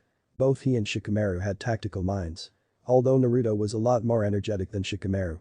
He and Ino both shared their appreciation for flowers. The two had taught each other various gardening techniques in their free time. He and Shino had become quick friends. Especially since he showed Shino his insect contract. However, with friendships came enemies. And his worst enemies were Sakura, Sasuke, and Kiba. At first he thought he might be able to get along with Kiba. That is until the second week of the academy. Flashback, Kiba pushed Hinata against the wall with a lecherous grin on his face, oh come on Hinata. Why not, I mean in a few months we will be shinobi and we might end up dying, why waste this chance? Hinata struggled against Inuzuka's grip. It told YUK Kiba. I love another. Kiba began to squeeze her arms and make her squeal in pain. It's that Naruto shit he tightened the grip he had on her arms, oh please. He could never please you like I could. He puckered his lips and leaned towards Hinata. Hey, shit stain. Kiba turned and saw the end of a bow staff smash into his face. Forcing him to let go of Hinata, Kiba tumbled and hit a tree nearby. Akamaru, who had been whimpering off to the side, walked over to his master and began to whimper. Kiba pushed himself up and saw who had knocked him down. His eyes narrowed when he saw Naruto standing in front of him wearing a black cloak with red clouds, holding a bow staff. Naruto pointed the bow staff at Kiba, I suggest you walk away Kiba. Or someone will get hurt. Kiba snarled at Naruto and got up. Yeah, and it's going to be you. He ran at the blonde with his claws extended and slashed at the blonde. Naruto sidestepped him and delivered a punch right into Kiba's chest. Kiba staggered a bit and coughed up a bit of blood. Naruto stepped back as Hinata stood a few feet behind Naruto, you have a lot of nerve treating a woman as you did in Inuzuka's slime. I could have you arrested for attempting to force yourself on a woman. Naruto spoke the next part with finality, especially my fiancé. Kiba glared at the blonde. While Hinata had hearts in her eyes. He accepts. Kiba snarled at the blonde and then pointed to Hinata. I will do whatever I feel to women, all they are good for is to cook and make kids. Naruto snarled at Kiba as he spun his bow staff. You should think before you say things to Inuzuka. Especially in front of me. Naruto launched himself at Kiba and buried the tip of his bow staff in Kiba's chest, cracking several ribs. Kiba coughed up more blood. Naruto jumped in Kiba's guard and delivered a strike at the mutt's chin. Akamaru quivered in the back, feeling intimidated by the blonde's aura. Kiba was launched into the air by a strike from Naruto's bow staff. As he was flipping backwards in the air, Naruto jumped up and placed the bow staff firmly on his waist at a horizontal angle. He then began to spin in the air and directed the spinning bow staff at the Inuzuka. Kiba was launched into the ground. Kiba landed face first into the dirt, scratching up his face quite badly. Naruto turned to Hinata and walked over to her. She flinched when he reached out to touch her. He retracted his hand. Don't worry. I am not going to hurt you. He slowly reached towards her and began to examine where Kiba had gripped her. There were claw marks. He looked at the Inuzuka and made a mental note to talk to his mother. After he fixed Hinata's injury, he got up and began to walk away. Wait. He turned around and saw Hinata twiddling her fingers as she looked at her feet, teeth apart. About, me being why your fiancé. Were you? Naruto cut her off before she could continue. Since the council meeting. I observed you. You seem to harbor genuine feelings for me. He turned to look her in the eyes. I may not harbor the same feelings for you. Yet. But I guess I can at least give you a chance. Naruto turned away and walked over to Kiba. He picked him up as Akamaru whimpered near him. He walked out of the academy and headed towards the Inuzuka compound. Flashback end. Kiba had been severely punished by his mother. It was considered a disgrace in the Inuzuka clan for anyone to force themselves on another without the other person's consent. Kiba had been disgraced in the clan because of it. And had forever lost his position as heir to the Inuzuka clan. The day it was the genin rank placement. And there were many people hoping to be placed on a team with their friends. Yunu was watching Naruto with a sad look in her eyes. He has accepted the Hyuga heiress. He accepted the daimyo's daughter before any of us could try. And me. I haven't even managed to muster the nerve to tell him how I feel. To think. The granddaughter of Madara Uchiha. Not even able to muster up the nerve to tell the man I love how I feel. She slumped into her chair as Iruka and Mizuki entered the room. Alright, class. I will now announce the top 5 academy students for this year. He looked at his clipboard. 5th place goes to Shino Aburam. 4th place goes to Hinata Hyuga. 3rd place goes to Funu Uchiha. Funu snarled to herself. Had the academy focused more on practical skills rather than history lessons, she would have taken 2nd or 3rd place. 2nd place is Sakura Haruno said a fangirl did her classic banshee shriek, making half the class go deaf. Once Iruka was able to hear again he continued, and 1st place. For the title of Rookie of the Year. Goes to the fangirls of both Naruto and Sasuke. The Sasuke fan club being led by Sakura and the Naruto fan club being led by Ami. I looked forward to it. The boys edged closer to hear who would be the Rookie of the Year. Finally Iruka spoke. There's a tie between Naruto Uzumaki and Sasuke Uchiha. Congratulations, this is the first time there has been a tie for Rookie of the Year since Andain graduated from the academy. Now.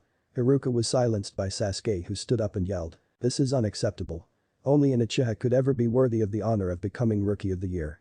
Not some no-name clanless freak. The room became silent as Naruto turned to the Uchiha and snarled, you want to say that again, Brad? The two got into a glaring contest. You are a no-name clanless freak who should be kneeling in front of me like a dog. I will not share the title of Rookie of the Year with anyone. Naruto smirked. Then how about a little spar? The winner is Rookie of the Year. The loser becomes the dead last. The class broke out into whispers as Sasuke smirked. Get ready to be put in your place. Dope. Sasuke got up and walked to the training field. Naruto followed suit. The two combatants looked at each other. Iruka stood between them as the two got into fighting stances, the match between Sasuke Uchiha and Naruto Uzumaki. This is a purely Taijutsu match, Bunshin, Henge, and Kawarimi are allowed. Nothing else. Hajime the two shot at each other and smashed their fists into each other. Sasuke pulled back his fist. It felt like he was punching iron. Before he could react, Naruto had delivered a strike to Sasuke's side and sent him to the ground. Sasuke got up and sent a kick to the blonde, who quickly blocked it with his forearm. He grabbed Sasuke's foot and yanked him off the ground. He spun him around 3 times before he slammed Sasuke face first into the dirt. Iruka nodded, the winner is Naruto Uzumaki. Naruto began to walk away. The rest of the class was applauding. Sasuke pushed himself up and glared at Naruto's back, no. I refuse to lose. To a clanless freak like him. Sasuke ran through hand seals, Iruka saw this and yelled. Sasuke stopped. The spar is over. You lost. Sasuke finished his hand seals and screamed. Pain. Bikakyu no Jutsu. He inhaled and then breathed out a ball of fire. Heading directly towards Naruto. Naruto slowly turned around and saw the fireball coming at him, he sighed and performed a single hand seal, Mokuton. Mikuja Heki, the fireball engulfed Naruto. Much to the shock and dismay of a good portion of the class. Yuna ran forward and screamed, Nuo, Naruto-kun. She ran to the area that was burning. Hinata ran forward, but she suddenly stopped. She turned to see that Kiba had grabbed her arm and had a grin on his face. Now I am the only one you can have. He grinned. But he fell over when Hinata kicked him in the nuts. She ran over to where the fire was, tears streaming down her face. Sasuke grinned as he looked at the fire, yes. No one can compare to me. I am invincible. Sasuke began to laugh like a maniac. Until the fire cleared. Right where the fire was, there was a dome of what appeared to be wood. Everyone's eyes widened.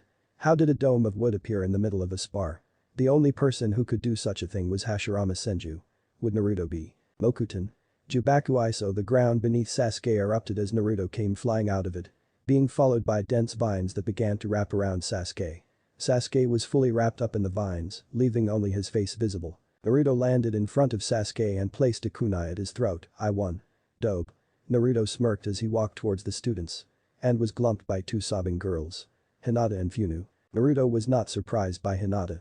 But Funu? Funu latched onto his chest and sobbed out, I thought I lost you. She began to cry into his chest. Naruto lifted her chin and made her look at him. Funu. Tell me. Do you truly and honestly care for me? Funu hiccuped and nodded her head, are doing this for any reason to gain power. She choked out a sob as she shook her head no. Are you doing this to gain my family's bloodline? Funu sobbed and shook her head as she buried her face into Naruto's chest. Naruto sighed, he lifted her chin, Funu. At the moment I do not love you. But like I told Hinata. I will at least give you a chance. Funu smiled and rested her head on Naruto's chest. Hinata snarled at Funu, she then pulled Naruto off of the ground and with a new resolve yelled at Funu, back off bitch, he is mine.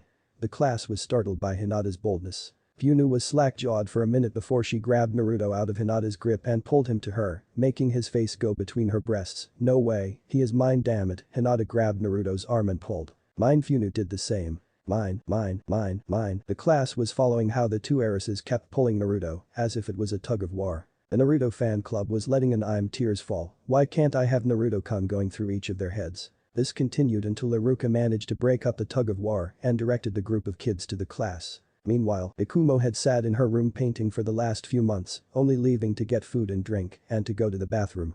She had been painting the same portrait for the last few months. Ikumo was smiling as she thought to herself, I will make you mine. Naruto-kun looked at the painting. It was of her and Naruto in a lecherous pose, her eyes were glowing a dark purple. And Naruto's eyes were glowing red with black slits. An aura of 9 tails in his background. And a burning Konoha behind the two as they made love. Ikumo's eyes began to glow purple, soon. We shall become one. The next day, Genin placements. Iruka walked into the classroom to find all of his students quiet. He was at first surprised. Until he saw that all of them were asleep, he sighed and opened his mouth, wake up. The class practically jumped from their seats as they turned to their teacher. Now that I have your attention, I will be assigning you all to your Jonin instructors. He pulled out a clipboard as he walked up to the front of the room. Now there has been a change in team placements. In the past it was 3 Genin assigned to 1 Jonin. We are doing an experimental run to see possible future team success. There will now be 2 Jonin assigned to 4 Genin. He looked at the clipboard, team 1 is. Naruto sat and relaxed as he waited to see who he would be teamed up with. Team 7 will be Naruto Uzumaki. Naruto smirked, Sasuke Uchiha. Naruto's face twitched, Sakura Haruno his face twitched even more, and Kiba Inuzuka. Naruto headed. He smashed his face into the desk as he began to curse to himself. Iruka sadly looked at Naruto as he continued, Team 8 will be Hinata Hyuga, Funu Uchiha, Ino Yamanaka, and Ami Midarashi. The 4 girls looked at each other. While lightning seemed to cross between Hinata and Fungus's eyes. Team 9 is still in circulation from last year. So Team 10 will be Shikamaru Nara, Choji Akimichi, Shino Abiram, and Sai. Iruka looked at his students, may you all prosper in your careers as shinobi of Konohagakure no Sado, return here for your team placements in a week. Iruka walked out of the room as the students began to file out of the room. Naruto walked up to Hinata and Funu, who were waiting for him at the door, so. Do you two want to come to my house tonight? We are having a celebration for graduation at my place. The 2 girls curled an eyebrow. We? The 2 asked simultaneously. Naruto smirked as he whispered in the girls' ears. It's a surprise. He turned to the rest of the class, hey. For those of you who got an invitation to the celebration tonight, head to the training ground tonight at 4. He turned back to Funu and Hinata. I hope to see you two there. Naruto turned to walk out of the building. Hey. Naruto turned to see Sasuke, Sakura, and Kiba glaring at him. Why didn't we get any invitations? Naruto smirked as he nonchalantly spoke. Because I hate you. The three faces faltered as Naruto walked out of the room and headed down the hallway. He ran through a set of hand seals. And he vanished in a swirl of paper. Outside of Konoha, Itsuki was heading towards Konoha, her father's royal guard behind her. She had insisted on moving to Konoha to be with her fiancé. Her father approved so long as she had her guards with her. She was carrying her Naginata. Most princesses were pampered. Spoiled. Okay, so was she, but her father downright refused to allow his daughter to be a pushover. He had trained her to be a fine warrior, and in Hai no Kuni, there was no person better with a Naginata than she was. She looked into her pouch and looked at the gift in it. She smiled. Today was the day she would officially promise herself to Naruto. Today she will officially be his fiancé. She sighed to herself as she realized that she would have to share him. It did not matter. She would always care for him. She wondered how the Tenshurin flower was doing. He had shown it to her the last time they met and it was truly beautiful. She had immediately declared that when the two were old enough, they would marry. She looked up and saw the gates of Konoha. She picked up the pace as she headed towards the home of her fiancé. Meanwhile, Naruto suddenly appeared in a swirl of paper that quickly turned into chakra and went back into Naruto. He looked up at the sight before him. In front of him was the home he had made with his Mokuton. It was an ornate-looking building, it was completely made of wood and it had a lovely scenery to it. It was a home fit for a daimyo. Or in Naruto's case the Hokage's son. Along with his girls. He walked up to the front gates and pushed open the door as he marveled at the interior. It was like walking into a palace. He walked up the nearby steps and headed to the back of the building. He opened the door. To reveal a large round area, tables were set up, food was steaming on the table, and there was a chakra-powered speaker system. He was about to go check out the rest of the place. Oh Naruto-kun. Naruto turned to see Kyuubi standing behind him in a partial view through kimono. Where have you been Naruto-kun? I was so lonely. She shook her shoulders as she allowed her kimono to slip a bit, causing a slight nosebleed in the blonde. Naruto's eyes widened when he heard that voice. He looked at Kyuubi who was giggling. He slowly turned around. And was shocked to see who was behind him. Naruto. What have I told you about being a pervert? The person who said this had long blue hair with a white origami flower in it. She was wearing a black cloak with red clouds on it. The two people next to her were both redheads. One had a pair of eyes that had a ripple pattern in it and had darker red hair that was long enough to braid. The other redhead had lighter orangish red hair and it was spiking up everywhere. Standing behind him were his extended family. Konan Uzumaki. His aunt, Nagato Rakuto. His uncle. And Yuhiko Kazama. One of his old teachers. His family. Chapter 7. Party and the plot. Naruto looked at Konan, Yuhiko, and Nagato and screamed, Auntie Konan, Uncle Nagato, Yuhiko-senpai. What are you doing here? Konan giggled as she wrapped her arm around Nagato's shoulders, making the Rinnegan user blush. Oh. We decided to come by. You know. Celebrate my nephew's graduation from the academy. She giggled as she walked up to Naruto and pinched his cheeks, and the rookie of the year too, Kakuzu will love this. At the mention of Kakuzu Naruto's eyes widened. Kakuzu Jaisen is here. That is. Naruto looked like he was about to shout in glee when he shivered. Wait. If Kakuzu is here. Then that means. His eyes widened in horror. Before he could open his mouth to speak. All hail Jashin-sama. Naruto turned towards the direction he heard Haiden's voice from and screamed as he ran towards the voice. Damn it Haiden, no worshipping Jashin in my kitchen. Naruto ran down a hallway as Yuhiko's face palmed. Oh boy. Why did we bring them again? Konan pouted as she looked at her brother-in-law. Nagato and Yuhiko were half-brothers. Both had different mothers, but the same father. Nagato's mother was a descendant of the Rikado Sennin, while Yuhiko's mother was not. Oh come on, how many times do I have to explain this? Zetsu wanted to introduce Naruto to his daughter, Deidara wanted to see whose art was better, Kakuzu wanted to try to win his money back, Kisame wanted to see who was better, a sword fighter or a bow staff user, and Itachi wants to know how his brother is doing. Yuhiko sighed in defeat. He still could not figure out how Naruto, at 9 years old, was capable of beating a 90-year-old shinobi at poker. 10 games in a row. Yeah. Everyone turned to see Kakuzu standing at the side, looking at his wallet. Since that game I have not been able to concentrate on gambling. And have lost my entire life savings. He sighed as he turned around, I will never know how he does it. Even though the kid's got spunk, he may still think Sasori Dono's art is the best, but he sure as hell knows how to make a bang. Deidara walked out of the hallway carrying several sticks of Naruto's homemade dynamite. These things are awesome, and the best part, they require no chakra. Deidara was grinning like a madman as he looked around for something to blow up. Nagato looked at Deidara. Deidara? What did we say before we got here? Deidara looked down and grumbled. No blowing up Naruto's stuff. Unless he gives permission. Nagato smiled as he fished in his pockets. But boy. Having a granola, he threw the granola, which Deidara proceeded to catch and eat. Fish. You're cooking fish. Come on, Naruto. Why fish? Everyone was sweat dropping to kiss him. Oh god. Did no one send the memo not to cook fish? Everyone immediately found either the floor or the ceiling quite interesting. Conan face-palmed as she grumbled to herself. Then again, we did not even tell him we were coming in the first place. Damn it, Hayden, I just cleaned this room up. Go practice Jashin in the cellar. Or outside.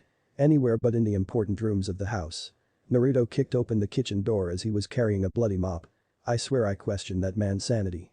He looked up. Okay, the kitchen is clean. Oh, and kiss him. What was that about fish? Everyone snickered as Kisum began to growl in anger. Let it go, Kisum.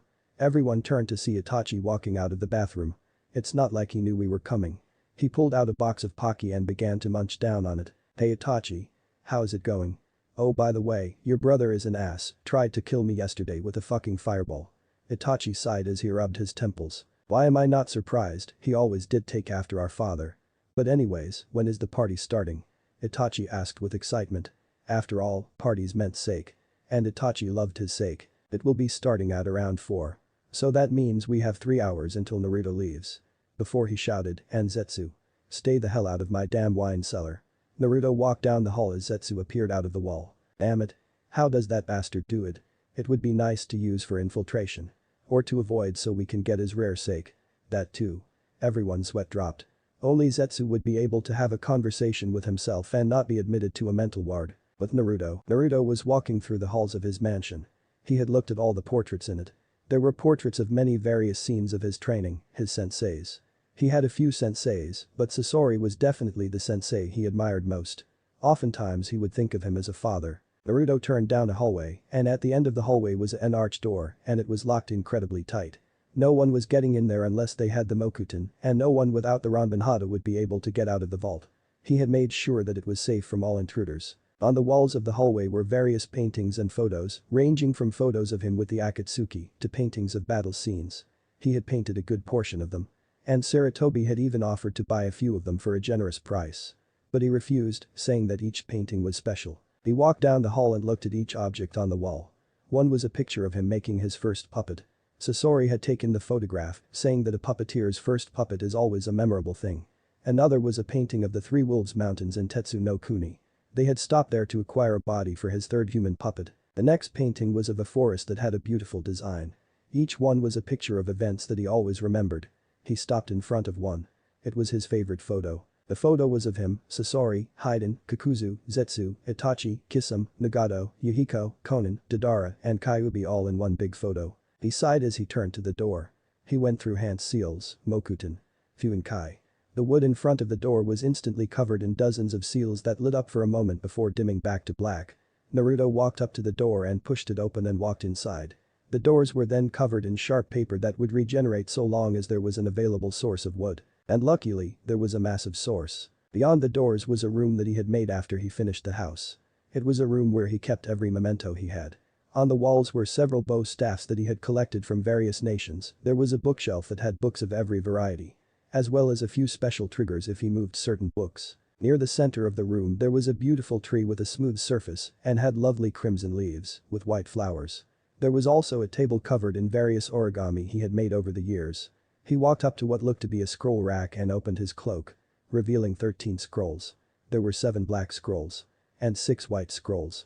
Each one had a symbol on it. Naruto placed each scroll with their corresponding scroll holders based on the symbols on it. In the center was the black scroll with a red scorpion. On its left side was a black scroll with a silver cloud, and the one on its right was a black scroll with a scorpion and an Oni mask. He traced the red scorpion, Sasori. I swear your legacy will be remembered forever. I promise you. He got up and walked to the side that had various bow staffs and pulled out his own from a seal on his wrist. He looked at it and traced the golden designs on the staff, Futen-sama. Your teachings allowed me to use this weapon. I will always honor it. He gently placed the staff on a shelf and bowed. He walked towards his bookshelf and traced the bindings of 3 books, Jikatsu Babbitt. Your teachings have made me a match for any seal master. I will never forget you. He gently bowed and sat in front of a small closet. He opened it to reveal a small altar with 3 pictures. One was of a red-haired man who looked no older than 20, another was of a white-haired man covered in wrinkles that had a creepy smile, but still a warm one. And the last one was of a black-haired man with scars across his face, gently smiling. Naruto bowed to the 3 photos, Sasori-sensei. Jikatsu Babbitt. Futen-sama. Before your ends you 3 made me who I am. I will not forget you 3. Nor will my future clan. I swear it. He happily smiled at the 3 photos. Well. Time to party. He closed the doors and walked to his closet and looked inside. Yeah. Time to party. He reached inside and grabbed its contents. 4 o'clock that night. Hinata, Funu, Yakumo, Mitsuki, Ino, Shikamaru, Choji, Shino, Ami, and a good portion of their classmates were all waiting in the training ground. They had gotten there according to what the invitation said. Now they were just waiting for Naruto. The 4 girls that wanted to claim Naruto were getting really edgy. Just as they were about to flip out, well. I see you all showed up. Everyone turned around to see Naruto in a tree. But everyone was shocked at his appearance. He was wearing a pair of brown cargo pants, a black muscle shirt, an armband around his left bicep, a pair of fingerless gloves, and a pair of shades. Mitsuki, Funu, Yakumo, and Hinata, along with the entire Naruto fan club, found him absolutely hot and were trying to keep themselves from jumping him. Oh, my freaking god. Look at those arms. Why the hell did he hide that? Was the thought running through the heads of all the girls. Naruto smiled, since you are all here. I think we can get this party started. Naruto sliced his thumb and ran through hand seals and then slammed his palm on the tree, reverse Kuchius. Compound. A massive puff of smoke washed over the entire group as a series of black lines covered the entire training ground. When the smoke finally cleared they were not in the training ground anymore. They were in a massive room with disco balls, lights, and a nearby snack bar. Naruto turned to the group, ladies and gentlemen. Let's get this party started. He snapped his fingers as the room was suddenly lit up with various lights and music began to play. Everyone screamed and began to run to places where they began to dance. Choji however slinked over to the snack bar. After an hour of partying Naruto jumped up on stage. Alright everybody, we are now going to have the partner dance off. The best pair will receive the prize. Immediately the floors were held with several couples. Choji was still at the snack bar. When he suddenly felt someone tapping his shoulder. He turned and saw Ino giving him a devilish grin. Hey. Wanna dance? Choji was not able to answer as Ino pulled him to the middle of the dance floor where she curled her finger in a come here motion. Naruto grinned at the 2 of his classmates and shouted, alright everybody. Introducing my friends. Akatsuki. Everyone cheered. Ever since Naruto explained the true motives of Akatsuki, the populace rather liked the group of S-rank criminals and they eventually became celebrated in Konoha.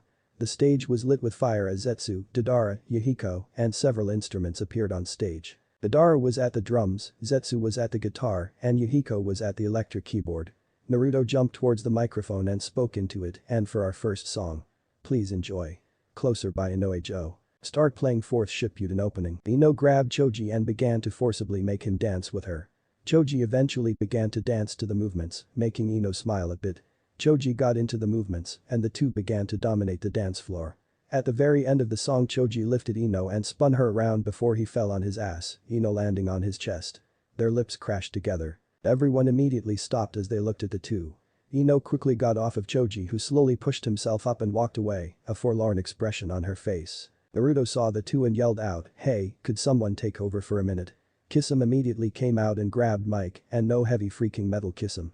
Kisame pouted and looked at the crowd. Our next song is Distance by Longshot Party. Start playing Distance by Longshot Party. Naruto walked up to Choji who grabbed a bottle of sake. Choji. I know we are old enough to drink. But don't you think you should enjoy the party? Choji looked down and then quickly downed the sake. How can I enjoy the party?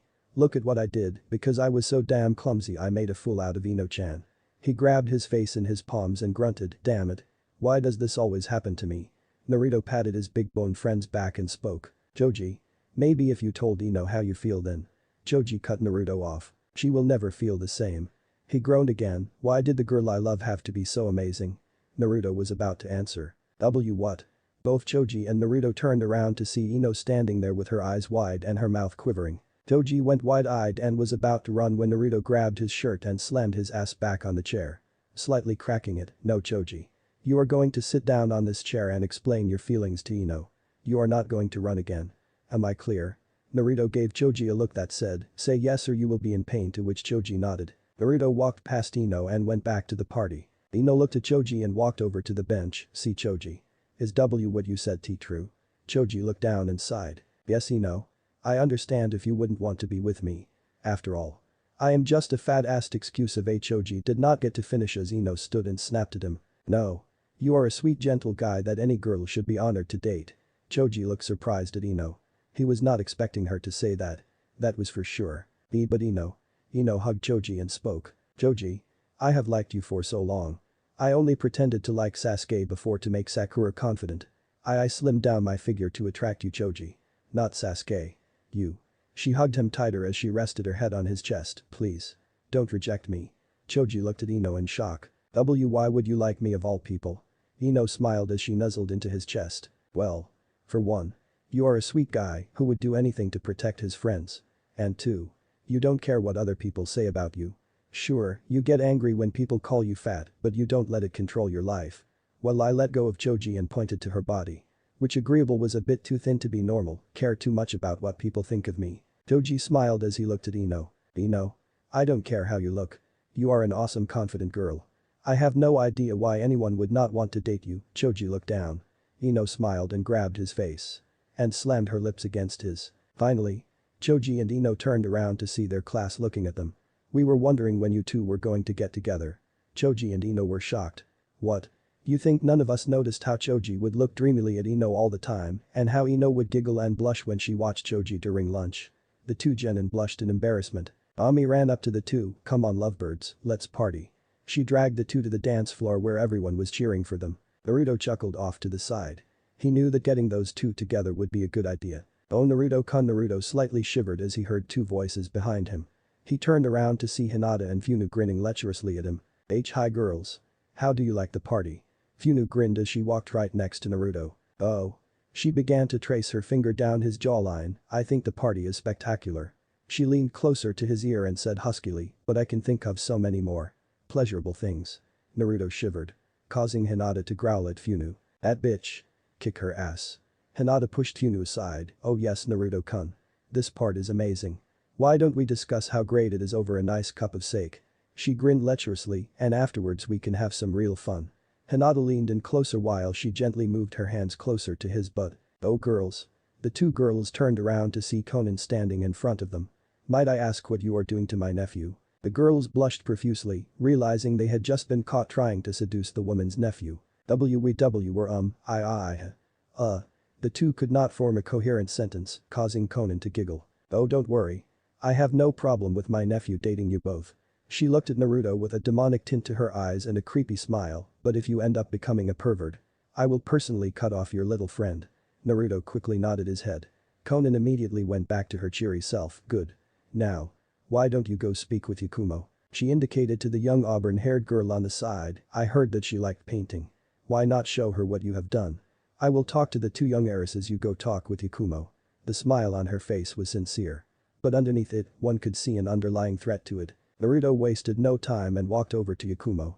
Conan meanwhile turned to the two heiresses with a hard expression. Now. Let's get a few things straight about my nephew. Naruto walked up to Yakumo.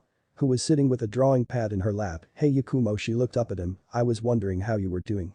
Yakumo smiled as she went back to her notepad. Oh. I'm doing fine. Naruto-kun.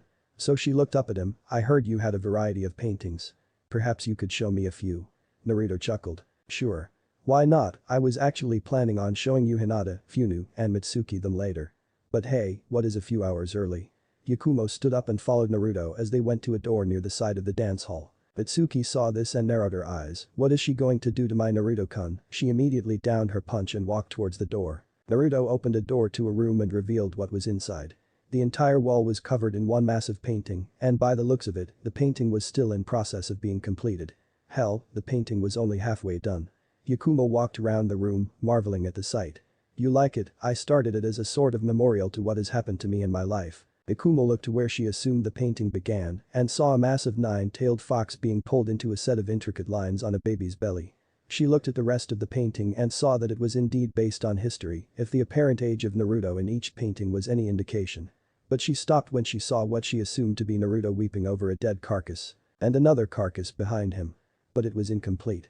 The carcass she could identify had crimson red hair and looked to be in his late teens to early 20s. Yakumo turned to Naruto. Naruto-kun. What is that? She indicated the painting. Naruto sighed as he answered. That is a painting of my now deceased sensei. Akasuna no Sasori. Who I saw as a father for a while. He walked up to a set of paints and pulled out a nearby canvas, but enough of the sad stuff. How about you give painting a shot? Naruto grinned as he presented the paints to her. She walked up to the canvas and sat down. Meanwhile, Mitsuki used a stealth skill she picked up from a few scrolls she had borrowed from the shinobi library to sneak into the room. She watched as Yakumo began to paint. Yakumo did simple brush strokes and then began to make complex shades and hues. After a few minutes a very beautiful picture was being formed. It was vaguely like a picture of the Hokage Tower. But there were light tinges of red where there should not be. Naruto got a closer look. And he suddenly began to feel dizzy. Yakumo grinned maliciously as she placed her hand on his cheek. Oh. Feeling weak, my dear? Her malicious smile gained a hint of lust in its form. Don't worry. It won't be for long. She turned towards Naruto, revealing a pair of glowing purple eyes and a set of fangs developing. Mitsuki saw this and jumped out as Yakumo performed a single hand sign, Ninpo. Karama Hijutsu. Mujanansa, Chains of Fantasia, a field of chakra washed over the room. Hitting all those in the room. Including Mitsuki. Naruto snapped his eyes open and looked around. He found himself in the middle of Konoha, but the village was barren, burning. There was blood trailing down the street. He quickly shot up and reached for his kunai pouch. But found nothing there. Oh, Naruto-kun. You won't be doing anything with those ninja tools of yours. Naruto turned to see Yakumo coming out of one of the burning buildings, then again. Why would you want to do that?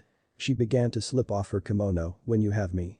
She advanced for the blind, a lecherous grin gracing her features. And a demonic aura surrounding her. Elsewhere, Mitsuki shot up and looked around. She was back in the daimyo's palace. But. This was all wrong. The vines were covered in thorns, and the pond was crimson like blood. And the palace. Was ablaze. Now girl. We can't have you interfering in our fun with our dear Naruto-kun.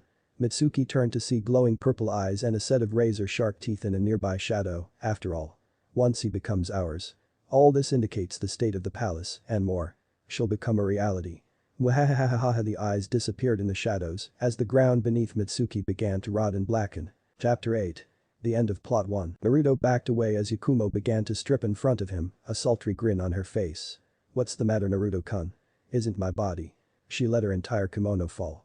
Revealing her naked figure to him, to your liking. Naruto got into a fighting stance. Yakumo, I'm warning you. Step back. Yakumo only giggled at his threat. Naruto moved to strike her. But found he could not move his arms. He looked down to find his arms had been grabbed by a series of chains. And behind him was a concrete wall. He was not getting out of this. Yakumo placed her finger on his chin. Naruto-kun. I am going to show you such pleasure. You will never want it to end. Yakumo grabbed the back of his head and forced his lips against hers. Naruto tried to move his head to avoid it. But he found himself compelled to continue kissing her. She grabbed his shirt and tore it off of his body and began to use her hands to rub his chest. Making Naruto groan in pleasure. Removing her lips from his, she whispered in his ear, now. For the fun part. She trailed her tongue from his cheekbone down to his jaw as she nibbled on his lip. But Mitsuki grabbed onto the ledge as the ground beneath her fell through. Looking down, she saw a pit filled to the brim with massive spikes covered in various serrations. Cursing to herself, she thought, oh perfect. Just perfect. Where the hell am I? She grabbed the ledge with her other hand and hoisted herself onto the ledge. Panting, she looked around. Her home was still on fire, and by the looks of it, everything else was on fire. Damn bitch. When I get my hands on her, I am going to kick her fucking ass. She reached to grab her weapon. But found it wasn't there. Fuck. Mitsuki growled as she looked around. Damn. There has got to be some way out of this. And if both Naruto and I are in this, then that means I should be able to find him. Mitsuki began to walk out towards the exit of the burning palace. If that bitch so much as hurts a single hair on my Naruto-kun's head, I am going to kick her ass. Back with Naruto, Ikumo continued to nibble on Naruto's lip as she snapped her fingers. Causing Naruto's undergarments to disappear. Yakumo grinned as she began to reach down towards his now bare member. Ooh. Naruto-kun, it seems you got hard for you naughty boy. Naruto groaned as Yakumo began to stroke his member. Yakumo. Get the hell off me. Now. Yakumo giggled as she sped up the pace. Oh, don't tell me you don't like this. Naruto-kun. Yakumo stopped her stroking of his member and knelt down to it. If you don't, then maybe you will like this. Yakumo licked her lips and kissed the tip of Naruto's member. Naruto groaned in pleasure. Damn it. How the hell am I going to get out of here? This is not going to stop from a chakra pulse. I know that much about the Kurama bloodline. So Naruto's eyes widened. That's it. Naruto began to focus on his fingertips as he forced a certain sequence of chakra pulses to go through. This had better work. In Naruto's armory, one of the scrolls on Naruto's rack began to glow as the symbol on it began to light up. The symbol on the scroll was an Oni mask with a katana impaled through the forehead. Suddenly the scroll jumped off of the rack and rolled out, revealing a series of seals before a puff of smoke engulfed the room. Once the smoke cleared, it revealed a humanoid figure with heavy double-plated armor. It was also wearing a helmet with two curved horns on it, giving it the appearance of a demon. It also had a large fur coat that went back its ankles. The figure stood to reveal it was wearing a face mask very similar to an aim breather. On its sides were 4 black katanas still sheathed. If one looked closely, they could see a symbol of Tetsu no Kuni. This was Naruto's third human puppet. Hattori. Hattori stood stock still until a blue seal glowed on the back of its neck and the glow continued down the entire length of the Hitakigutsu body. Suddenly the puppet looked at its hands and then snapped its fingers. A metallic voice very similar to Naruto's came out of the mask. "Alright. Now, time to get to the boss." The puppet ran out of the room. While the seal on its neck began to disintegrate. Meanwhile, at the party, the academy graduates were all enjoying the songs being played on the stereo. While all the Akatsuki members continued to dance on the floor. Madara was breakdancing while Kisame was headbanging to the songs. Zetsu was off to the side enjoying some punch and shrimp with a few of the genin hopefuls. Haiden was doing an air guitar on the snack table while yelling, "Rock on for Jashin-sama." Kakuzu was sitting in a chair, slumped over from drinking a case of sake. Konan was dancing with Nagato as Yahiko sat down. Itachi, however, was sitting in a corner. At first glance, nobody would think it was Itachi for one very important reason. He was hanged as an entirely different person. He had long blonde hair that was tied back into a ponytail, his eyes were jade green, and his clothes consisted of a tracksuit with an open red vest, along with a pair of combat boots. The Akatsuki may now be well liked in Konoha, but Itachi was still considered a missing nin. Itachi sighed as he thought to himself, why the hell can't Sandaime-sama just tell everyone what happened with the Uchiha clan? I want to walk in my home village again. Maybe get a date as myself for once.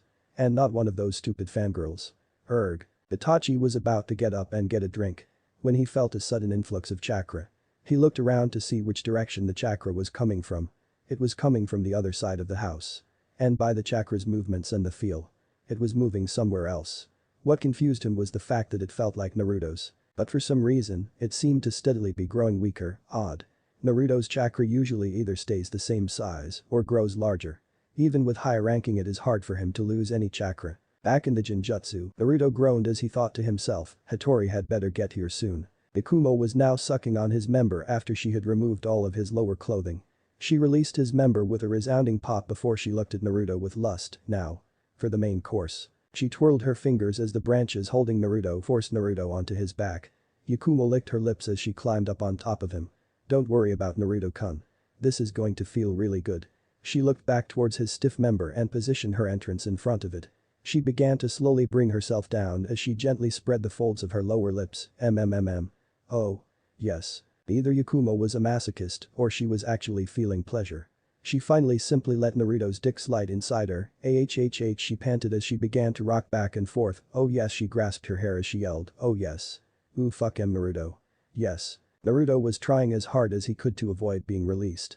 And he was having a really hard time with that. God damn it, Hattori got over here now. With Mitsuki slashed down a bunch of trees as she heard moans in the forest. Damn it.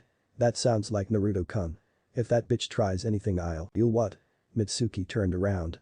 And her eyes widened. Standing behind her was a creature with long black horn-like protrusions, massive fangs, and dark skin. But what confused her was the fact it was wearing the same clothes Yakumo was wearing. Mitsuki got into a fighting stance and snarled, "Who the hell are you?" The demon giggled in a demonic tone, "I am Ido. The manifestation of Yakumo's powers. And you must be Mitsuki. Niece of Orochimaru." Mitsuki's eyes widened when Ido said who she was. How do you know that? Ido scoffed as it looked at Mitsuki, "Oh please. Do you honestly think I would strike against one of my barriers to ultimate power? Without first discovering everything I can about my competition. I took control of Yakumo several times and looked everywhere for anything that I could use against you, Hinata, and Funu. And I must say I found some juicy information." Ido began to walk around Mitsuki of the royal house of the Daimyos of Hai no Kuni. Daughter to Sora, Daimyo of Hai no Kuni. And his beloved wife Natara and niece to Snake Sanin, an S-rank criminal. Orochimaru. Hinata Hyuga, daughter to Hiashi Hyuga and Hana Hyuga. Out of the entire Hyuga family, she has shown the lowest possible skills in their taijutsu form. And of course. Funu Uchiha, the last living descendant of Madara Uchiha. I know everything on record about you three. Ido began to chuckle as it looked at Mitsuki, who began to smirk. On record, huh? Well, I got news for you. Mitsuki placed her hands together in front of her as her eyes turned even more snake-like than before. Not even a fourth of my abilities are on record. Mitsuki went into a stance and covered her right eye as she stared at Ido with her left. The eye twisted until it was so snake-like. One would think it was torn from a snake's eye socket. Oh, Sir Zikin, Fear's glance. Ido was frozen in place as the world around it began to darken and twist like water in a maelstrom. What is this place? Mitsuki walked towards Ido, her hands still covering her right eye. This is sort of like a bloodline in my family. Our left eyes allow us to concentrate so much on killing intent onto a person that it can make one feel as if they are an A. But the amazing thing is, it is pure killing intent. When the illusion starts, it will not stop until the person's mind shuts down from fear, they die. Or somehow escape. Even after they escape, it will take several minutes for the effects to wear off. Mitsuki wrapped her free hand around Ido's neck. This technique is why our family was called the Glaring Snakes. Now die. Mitsuki tightened the grip on Ido's throat. Snap. Until the demonic spirit vanished. Mitsuki sighed. Damn. That was a close call. That's it, you little bitch. Mitsuki's eyes widened as she heard a foul demonic voice surrounding her. I was going to let you live after I had made Naruto mine and had taken the power of the Kyuubi to burn Konoha on the ground. But I am going to make you suffer. The ground began to shake and tear as hundreds of black spikes began to shoot out of the ground. Back with Naruto and Yakumo. Yakumo had switched positions and was now riding him backwards. Oh god, that feels so good. Oh yes. Oh, just a bit further. And you are mine. Naruto groaned as he felt a bit of the coom he had been holding and slip out. No way. No fucking way am I going to coom from being raped. Yakumo began to fondle her breasts. Yes. Coom inside me. Give it to me. Give me your seed. Give me your coom. Yakumo sped up her efforts as she tried to get Naruto's ejaculation. No. No. No. Naruto was about ready to lose his mind from holding in his release for so long. Outside, Hattori kicked down the doors to the room where Naruto had the massive painting. Hattori looked around until the puppet's eyes landed on three people on the ground, their eyes glazed over as if they were an A. Hattori looked at the deteriorating seal on the back of its neck. Shit. Only 2 minutes left. The puppet pulled out its katana and brought it down on the three of them. Mitsuki waited for the spikes to impale her, but yelped in pain as she felt a stabbing pain in her leg. She then disappeared in a black wisp. Naruto could not hold it anymore. He was about to be released when he screamed in pain as he too disappeared in a black wisp. Ikumo looked confused until she yelped in pain as she also disappeared in a black wisp. Again. Outside, Naruto shot up Mitsuki and Yakumo. Naruto looked at Hattori, who was now standing at a salute. Boss. I have completed the task you have set before me, I request that. Bam. Naruto kicked Hattori so hard in the face that the puppet was sent to the other side of the room. Idiot, I said break us out of the genjutsu. Not try to cut off our legs. Hattori stood up. Sorry, boss. Anyways, my seal has almost completely deteriorated, so I need to shut down and recharge. Could you possibly do that? Naruto sighed as he walked over to Hattori with a limp in his steps. He touched the seal on the back of his head, then let the puppet fall into his arms. I really have to increase the seal's efficiency. I can't keep recharging these guys every 10 minutes. Naruto pulled out a pen and then stabbed his finger. Mitsuki cringed while Yakumo was blinking as she looked around. What happened? Mitsuki looked at Yakumo and snarled, you little bitch. You trapped Naruto in a what the hell was that thing in your damn head? Yakumo squinted her eyes and tilted her head. Ido. What is going on? Mitsuki's eyes widened. You mean? You don't know? Yakumo shook her head. You don't remember trying to. Hey, would the two of you keep it down for a bit? If I get distracted for even a minute I could screw up this seal, and believe me it is a pain in the ass to fix this thing. The two girls shut up as they allowed Naruto to fix the seal. Naruto used his blood and finished the final segment. Good. Now for the final touch.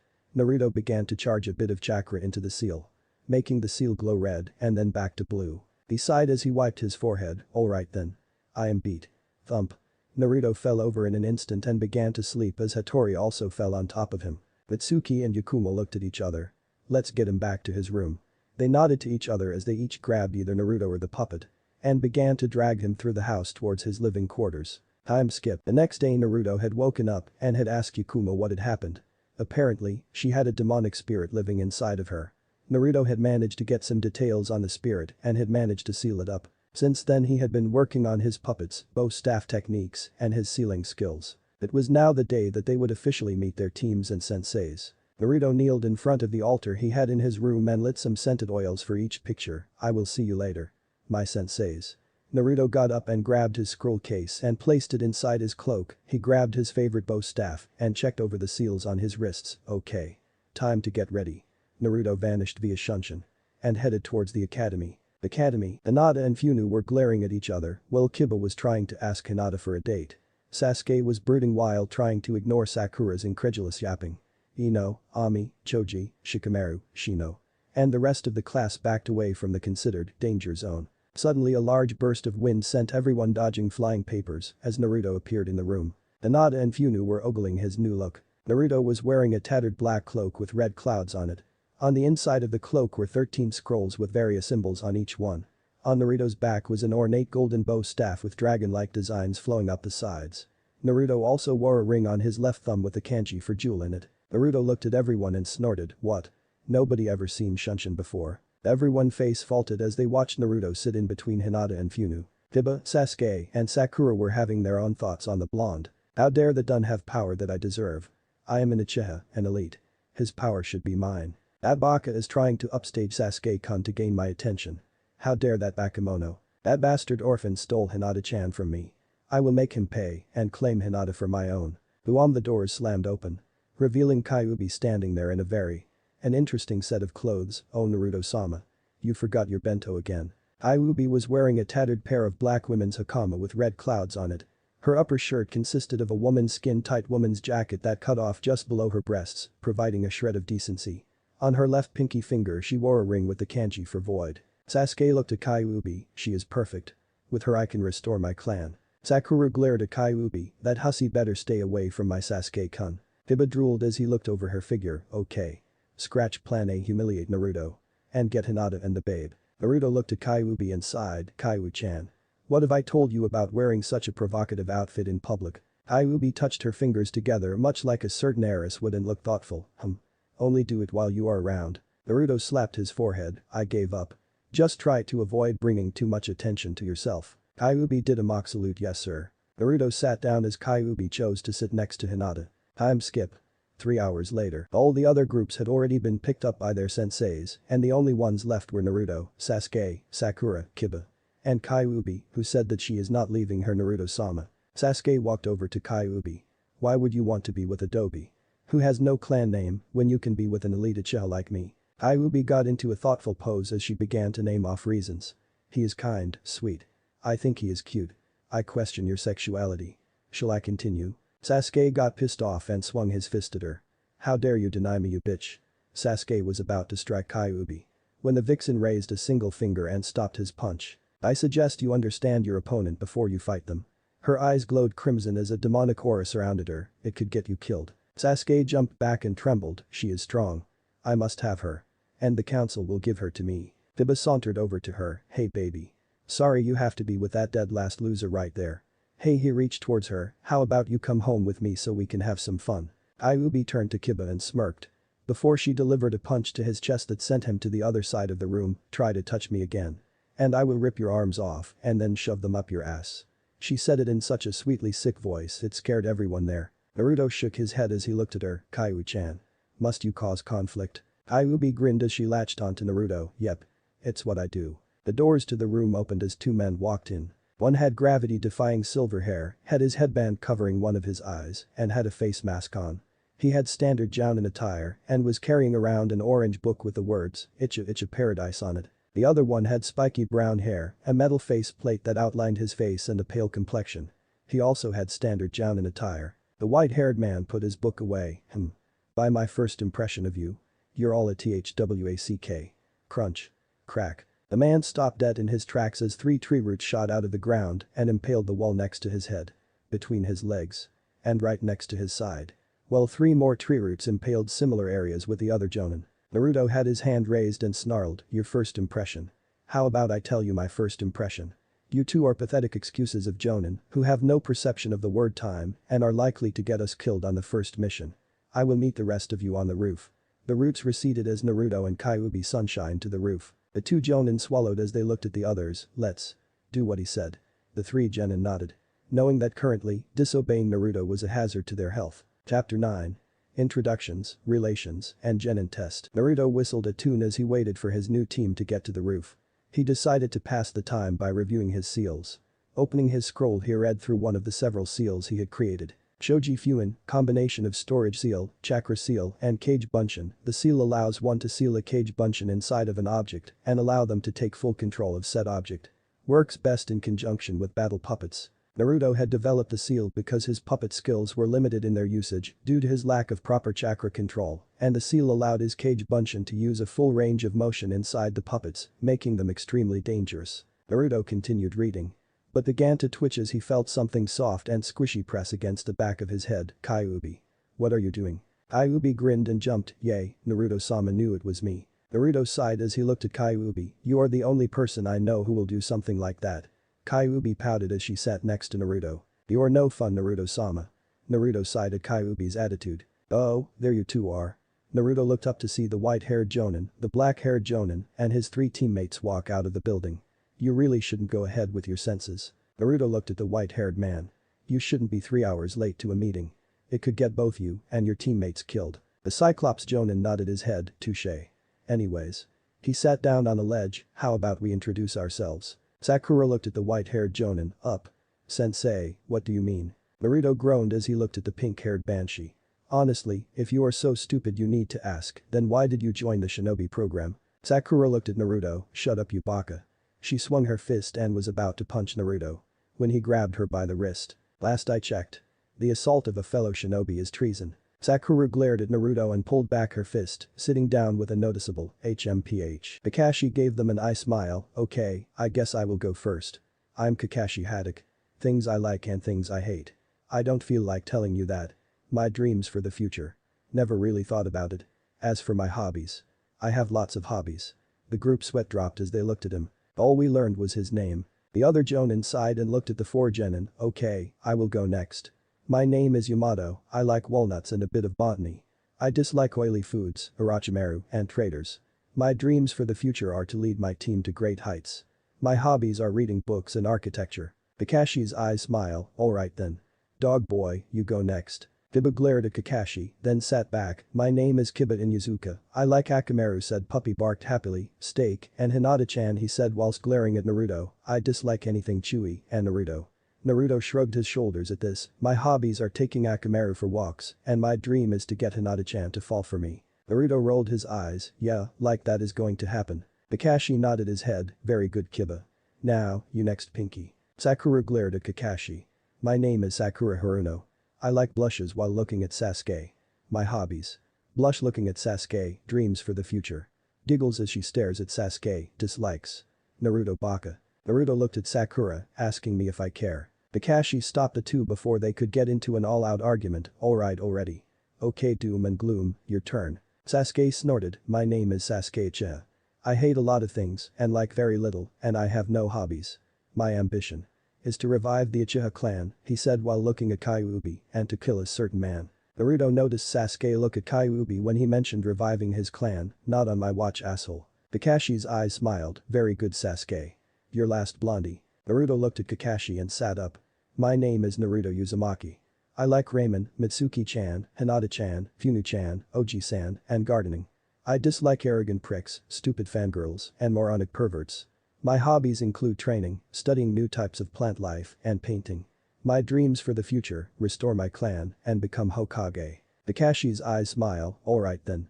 I want the four of you to meet at Training Ground 7 tomorrow. And don't eat breakfast, or you'll throw up. The two Jonin disappeared via Shunshin. Naruto got up and was about to leave. Hey Naruto.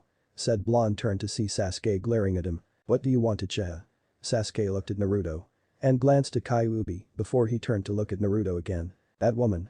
Give her to me. Naruto snarled as he reached for his bow staff. And just why the hell should I? Sasuke snorted as he pointed to himself. Because I am an elite Uchiha. She would be perfect for repopulating my clan dope. Naruto released a light bit of killing intent as he placed himself in front of Kyuubi. It will be a cold day in hell before I let you get your hands on her spoiled little shit stain. Sasuke began to perform hand seals, then I will just have to make you give her to me. Sasuke was halfway through the hand seals when his hands were wrapped up with triggers. Naruto held up his arm and transformed it into a sharp blade made of paper. Really? I wonder how you will accomplish that without. Naruto walked forward, intent on cutting off Sasuke's hands. Naruto-sama, but he stopped and turned towards Kyuubi. We don't have time for this. Because of that idiotic sensei of ours showing up 3 hours late, we are already running late for our appointment with Tsunade. Naruto sighed as he allowed his arm to return to normal. Alright. Damn. The two began to walk away, hey. But turned as they heard the Banshee scream, let Sasuke come out of these tree roots. Naruto looked at Kyuubi. Then grinned as he turned toward Sakura, I am sure the almighty Uchiha elite can get out of that by himself. Later. The two vanished in a shunshin, while Sakura began to desperately try to free her beloved Sasuke-kun. Hospital. Naruto and Kyuubi appeared in front of the hospital, wondering if the results were in. Tsunade had gone through extensive amounts of studying to see how Naruto was related to her, for all she knew, he could have been a distant relative of one of the other Senju branches. The DNA she had used in the original tests showed he was pretty close in relation. But the DNA had deteriorated, so the results were partially corrupt. A fresh DNA sample would serve to provide much better results. The two walked inside and headed to the front desk. Hello, the receptionist looked and saw Naruto and Kyuubi looking at her. We are here for an appointment with Tsunade-sama. The woman looked at the clipboard and scanned its contents. She is in room 231. Go down the hall, up the stairs, and take a right. It should be on the left-hand side. Naruto and Kyuubi bowed, thank you miss. Come on. Naruto and Kyuubi walked towards the place she had indicated, while a certain Sannin was going nuts. But Tsunade kept staring at the documents before her. She just could not believe it, she just couldn't fucking believe it.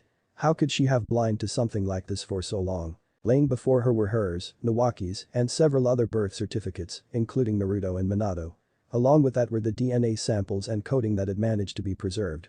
Once she had tested them, she was absolutely shocked with the results. The door opened as Naruto and Kyuubi walked through. Hello Tsunade-sama, you called for us. Tsunade turned to look at the two. Ah. Naruto, so glad you could come. Could the two of you please take a seat? The two nodded their heads and sat down on a nearby stool. Tsunade passed each of them a bottle of sake as she sat on the table.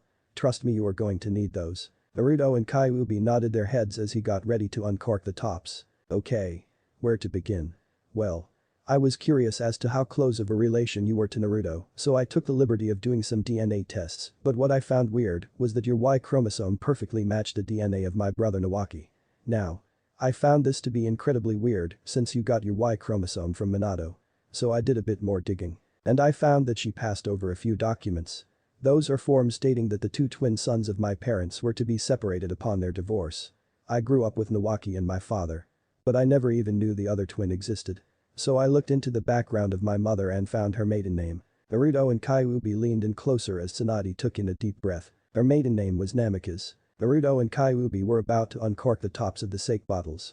But Tsunade stopped them. Hold on. There is more. The two reluctantly removed their hands away from the corks as Tsunade continued, anyways. I dug further and found that my mother had dropped off a baby at the local orphanage. I found that the child had kept my mother's maiden name.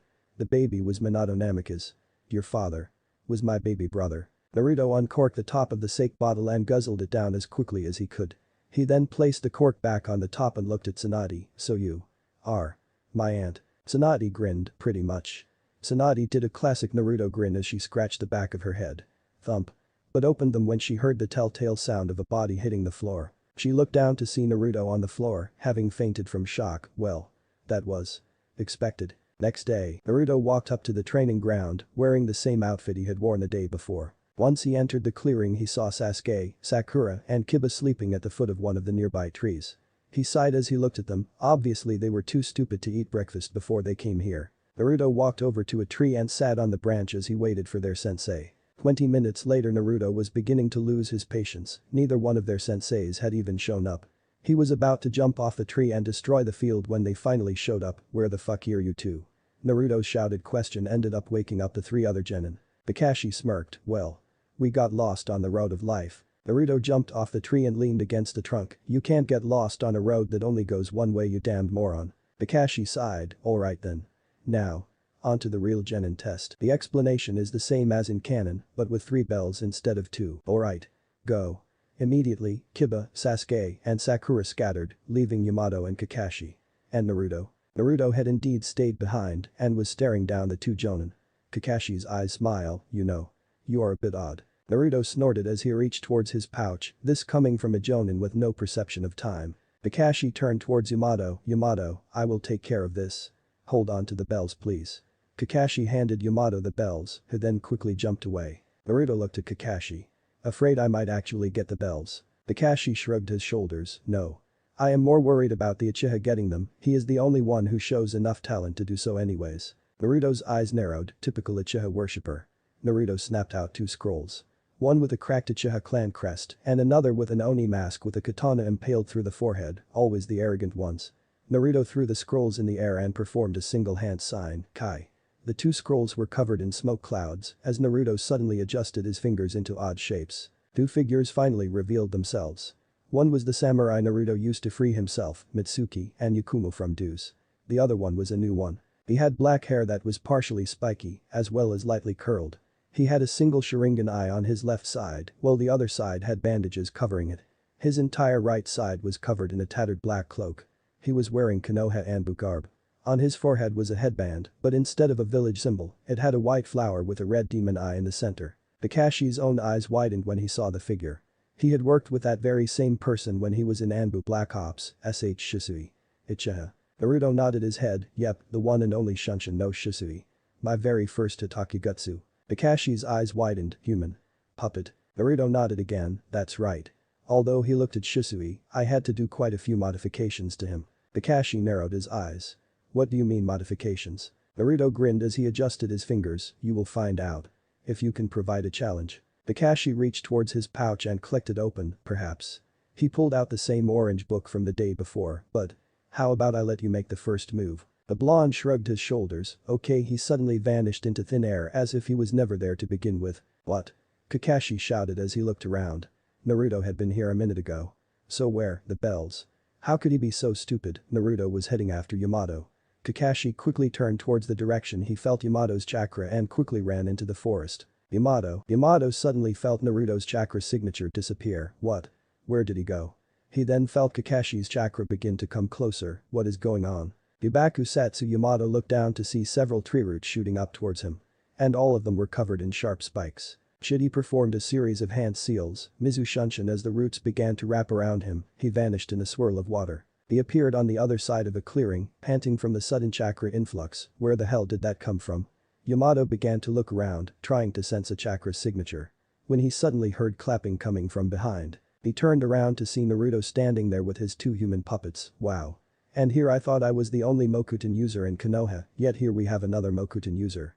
I got the luck of the draw having someone like you as my sensei. Yamato stepped back, when I was told I would be given a surprise for this position, I did not expect something like this. Naruto shrugged his shoulders, expecting the unexpected from my dear friend.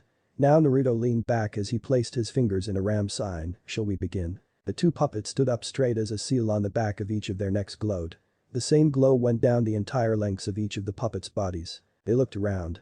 Then at each other. Shisui spoke up, wow. This feels much better than the old seals. Hattori agreed, yep, man. Applying those preservation and replenishing seals was nothing short of genius. Yamato stared at the 2 puppets, how the hell did you get those 2 to come to life? Naruto smirked, the wonders of Fuinjutsu. Let's leave it at that. Shisui, Hattori. The 2 puppets looked at Naruto, yes boss. Naruto grinned as he raised a finger. Then pointed at the trees behind him, you 2 get the Cyclops. I will deal with Yamato. The 2 nodded and jumped into the trees. While Naruto turned towards Yamato, so, you ready? The former Anbu operative lowered himself into a fighting stance, of course I am ready. But Kakashi, the cycloptic ninja jumped through the trees, following Yamato's chakra signature. He could not believe he got suckered by a genin. He suddenly felt an influx of chakra and had to jump out of the way as a series of diagonal slashes cut through the trees. He kept jumping from tree to tree as they were constantly cut down by the slashes. Finally he landed in a clear zone and turned towards the direction the chakra slices were coming from. 2 figures jumped out of the cloud caused by the falling debris and landed in a kneeling position. As they stood up, the cloud began to dissipate, revealing them to be Hattori and Shisui. Kakashi's eyes widened, how? You 2 are just PP puppets. Hattori snorted, just puppets. I resent that remark. We are Hitakigutsu. As for your question. Fuinjutsu. Hattori grabbed 2 of his katanas and threw them in the air, then quickly grabbed his other 2 blades and chucked them into the air right into the other 2 katanas. Kakashi watched as the katanas started spinning downwards. But his eyes narrowed as he saw light travel down the edge of the blade. Hattori performed a single hand sign, Wanjetsu Kair. As if by command, a crescent-shaped blade of energy came flying out of the katanas and towards Kakashi. The Cyclops had a single thought on his mind, oh shit, The ground was torn apart as the four chakra constructs tore away the landscape, sending piles of dust and debris everywhere. Shisui sighed as he looked at Hattori, you do remember we have a limited chakra. Right. Hattori looked at Shisui, yes, but now when we run out of chakra we go into stasis instead of completely being obliterated. Wow, the two Hitachi snapped around to see Kakashi standing on a pile of rubble. I have to say I am impressed. Very good for a Senju, but I bet Sasuke could do better. Shisui looked at Kakashi. And snorted, alright then he grabbed his cloak and mask, time to take this up a notch. He tore off his cloak, revealing his right side. Kakashi's eyebrow rose as he looked at what had become of the former Anbu. His left arm had been replaced with a giant black crab-like claw, with the inside covered in numerous seals. His right eye had a scope in place of a normal eye. And the Sharingan in his left eye was spinning at a constant rate. Shisui looked at Kakashi and raised his pincer. He snapped it open and said, Suiton. Ashi Taihuo blast came right out of the pincer and headed towards Kakashi. They said Jonin jumped out of the way and watched as the blast tore through the trees. And noticed a light mist, highly pressurized water. He turned towards the two human puppets, looks like they have some specialties. Hattori grabbed his katana and looked at Kakashi. Are you ready for Haddock? Kakashi lowered himself into a taijutsu stance, I am not a Jonin for nothing you know. Hattori tightened his stance, alright then. Hattori charged at Kakashi as Shisui fired off more pressure blasts. Chapter 10. Final Test and Reunions. Kakashi dodged out of the way of Shisui's pressure blasts and jumped out of the way of Hattori's slashes. The samurai spun on his heel and sent a horizontal slash at Kakashi. The Cyclops Jonin flipped backwards in time to avoid the slash and spun on his palm, sending a heel kick at the human puppet. Hattori raised his swords across him and blocked the incoming strikes, then slashed at Kakashi again, this time with a chakra-infused slash. The Jonin jumped out of the way in time to avoid being cut to ribbons and attempted a counterattack. Suiton. Rensei Kadu. Kakashi snapped his head around and saw a spiral drill of water shoot out of Shisui's claw. The drill spun faster and faster, sending wisps of water out as it tore through the air. Kakashi quickly ran through hand seals and shouted, Tsuryuiden no Jutsu. The nearby pond exploded as a dragon made of water shot out towards the incoming drill. The two attacks clashed with a splash, twisting and crashing into each other, sending particles upon particles of water everywhere as they tried to gain the upper hand. Kakashi was so focused on his technique that he did not notice Hattori jump behind him until the last second. He dove out of the way and released his, allowing the drill to gain the upper hand and crash into Kakashi's path. He crossed his arms across his chest and managed to avoid the flying rocks and stone. Hattori landed next to Shisui and sheathed his blades, ready Shisui. Shisui turned towards Hattori and nodded, ready Hattori. Hattori grinned as he reached into a pouch on his side and took out an odd-looking object.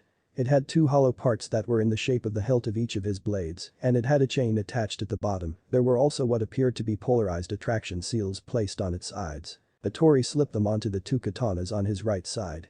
There was a clicking sound just before Hattori pulled out his two katanas.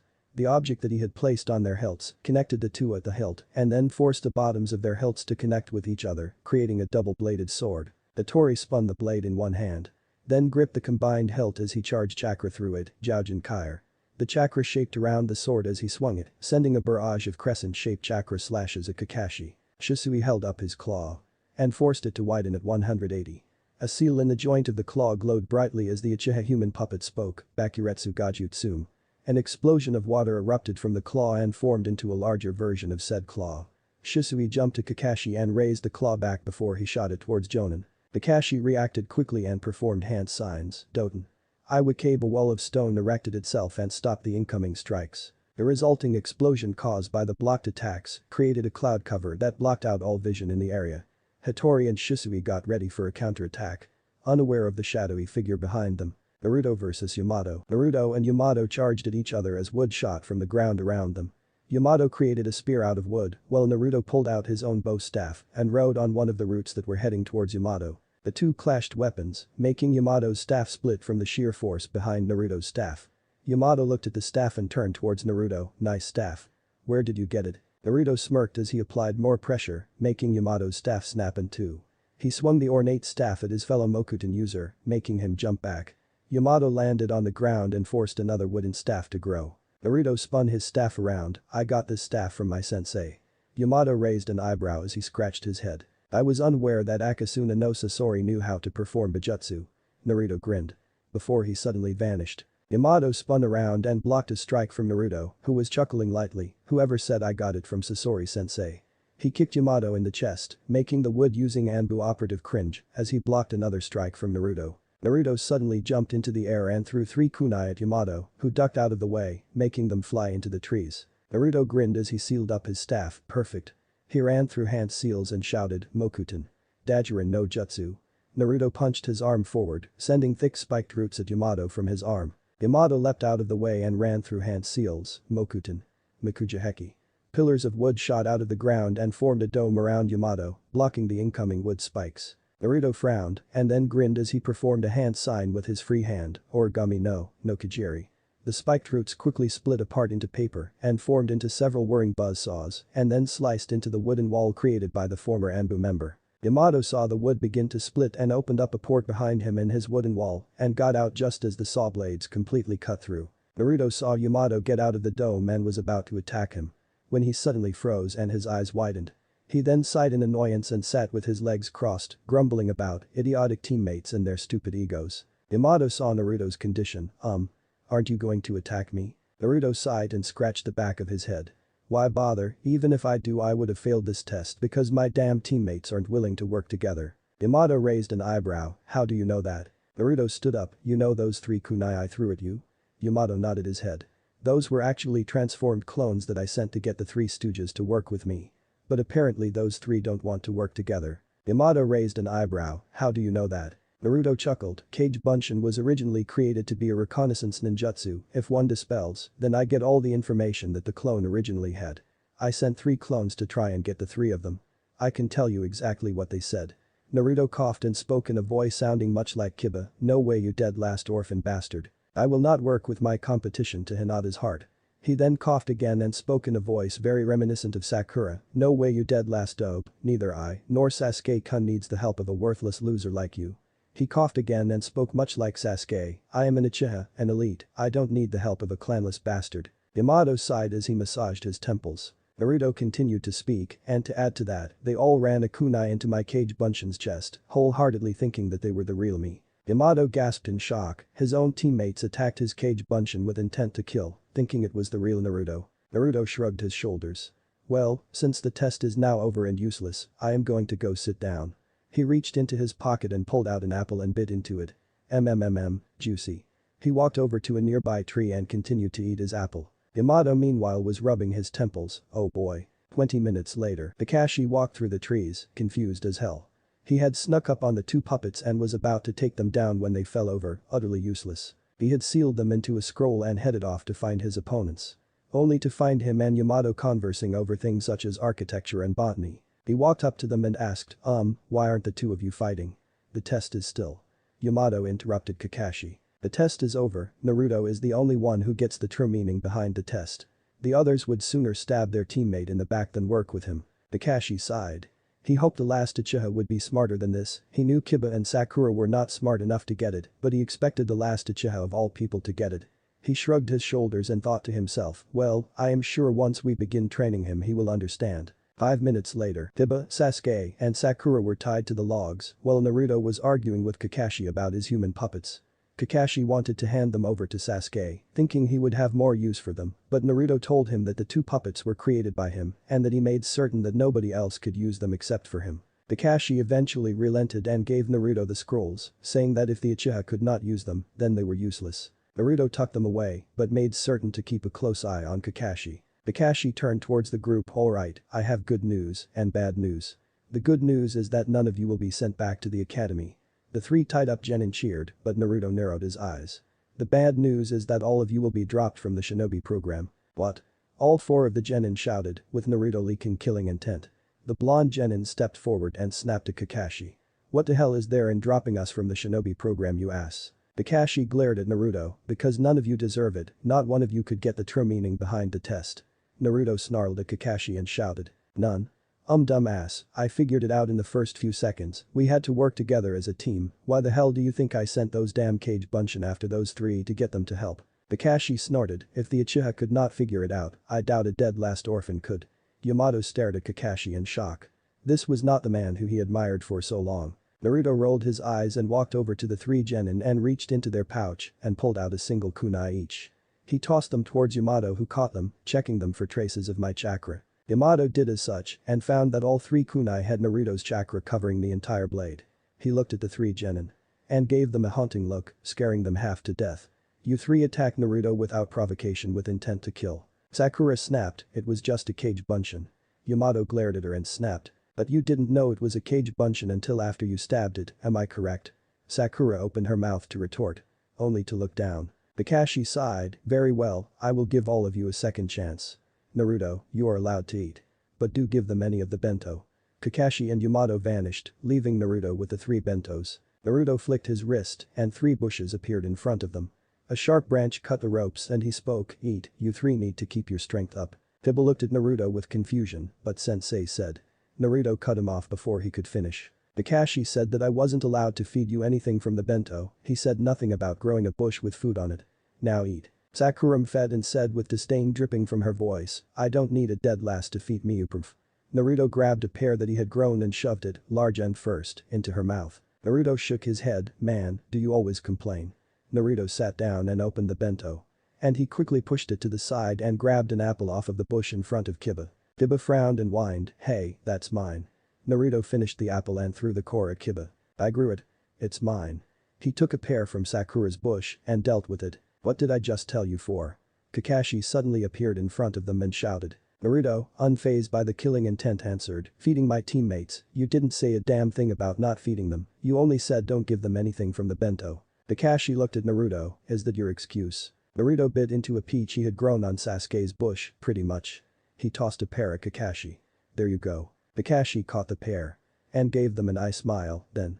You all pass. Same speech as in canon, minus Naruto shouting how he will be on the memorial stone. Naruto stood up and brushed himself off, well. If anybody needs me, I will be at my house. Asked Tsunade Oba sent for directions. Kakashi waved his hand. Then I noticed the uneaten bento.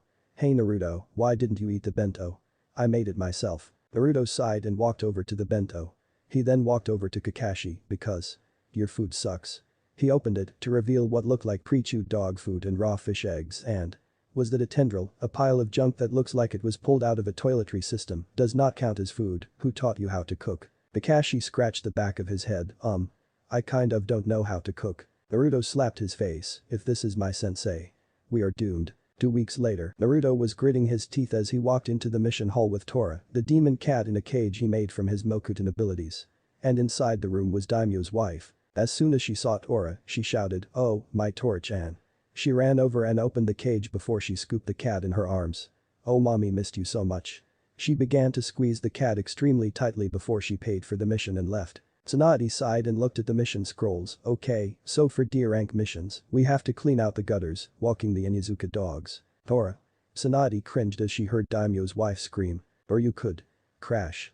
She looked up to see a large hole in the wall surrounded by tree roots and heard Naruto shouting out things that would make a sailor blush. 10 minutes later, Naruto came walking through the hole in the wall with Tora in one hand and the daimyo's wife being led into the room by the other. He turned towards the daimyo's wife and pointed to the cat, this is how you pet a cat. He gently set the cat up in a position that allowed it to be comfortable and began to gently stroke its fur, what you were doing was pushing it closer to its last remaining life. He placed the cat in the woman's arms, you try. The daimyo's wife gently petted the cat, which purred as it nuzzled into her chest. The woman smiled and skipped out the room. Naruto turned towards the others in the room. Who were staring at him in shock, what if I had to catch that damn cat one more time I was going to feed it to a rhinoceros beetle. Tsunade lightly chuckled, alright then. Well for D ranks we have. Naruto cut her off. With all due respect Tsunade-sama, I think we have done enough D ranks to qualify for a C rank. Iruka stood up, Naruto, your team is not ready for a C rank yet and you need to have. Naruto pulled out a shinobi handbook and looked inside. The no-Genin need to have a minimum of 36 completed D ranks to qualify for a C rank, Kiri requires 20, Iwood demands for 56, Suna needs at least 13, and Kumo requires a bare minimum of 27. He closed the book, thanks to my cage bunshin we have managed to complete 42 D ranks, and each of us have skills that are supplementary for at least a C rank. He snapped the book shut, I fail to see how we are not qualified for a C rank. Iruka wanted to retort. But could not find anything to disprove what Naruto said. Tsunade sighed, alright. We have one mission that you could go on. She pulled out a folder, 3 people from a foreign country came asking for bodyguards. They are willing to pay for a C rank mission. They have been waiting a week to get a team. She smiled, are you all willing to accept this mission? Naruto smirked, yes, we are Tsunade-sama. Tsunade nodded and pressed a button on her paw, send them in. The doors to the mission office opened and 3 people walked inside. Naruto turned around and looked at who had come. And his eyes widened. The 3 who walked in who saw Naruto also had their eyes widened. They all pointed at Naruto and shouted, Naruto. Naruto stared at the 3 people in front of him. It was Tazuna, Tsunami, and Inari. Suiton. Rensei Kadu water style. Drilling vortex. Water is converted into a rapidly spinning drill that can tear through rock and stone. Chapter 11. Crank, the plot thickens. Naruto's eyes widened in shock as he saw Inari, Tsunami, and Tazuna for the first time in a year, oh my kami. Inari ran up to Naruto and hugged his leg, Naruto Niasen. The force of him charging into Naruto's leg sent him toppling over. Naruto smiled and chuckled as he patted Inari's head, Inari, it's great to see you again.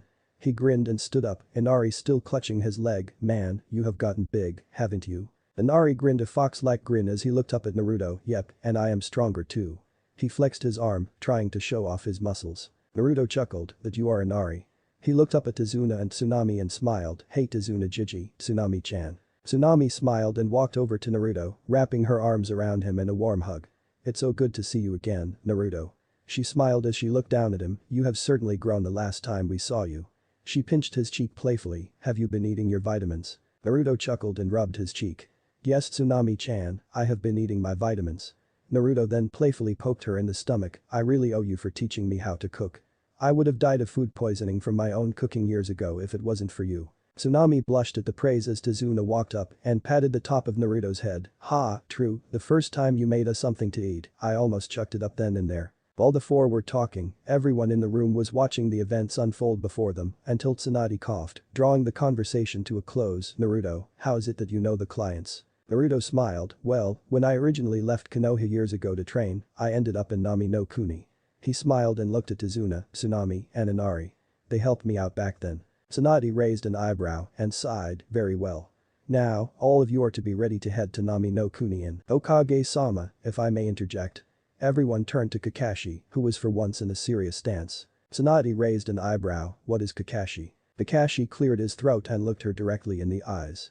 I believe Naruto should be forbidden from taking part in this mission. Naruto snarled at Kakashi, what? Kakashi ignored Naruto, due to Naruto's history with the client, it will prove as a conflict of interest and will likely result in the failure of the mission. I believe Naruto should not be allowed to accompany us on this mission. Yamato stared at Kakashi with a what the fuck expression on his face, not knowing how Kakashi can't say something like that. Tsunade frowned, denied, Naruto shall accompany you on this mission. Kakashi tried to protest, but Hokage-sama. Tsunade smashed her fist into the desk, cracking it as she snarled Naruto. Shall accompany you. On. This. Mission. Is there any part of you that you wish to try and protest, or shall I have you charged with insubordination? Kakashi gulped and lowered his head, and no Hokage-sama. Tsunade smirked, good. Now I want everyone ready to leave in 57 minutes. And Kakashi. She cast a harsh glance at Jonin.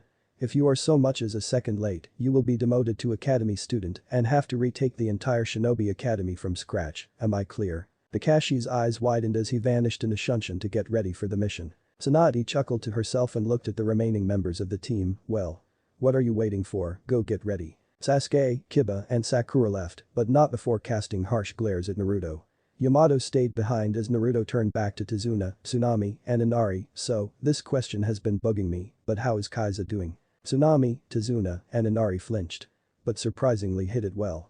However, Naruto and Yamato noticed a sudden flinch. Tsunami smiled sweetly, he is back home. Naruto nodded his head, but made certain to remember this incident. 1 hour later, the team had set off on the mission a few minutes earlier, after each one had secured their materials. Naruto was wearing his usual outfit.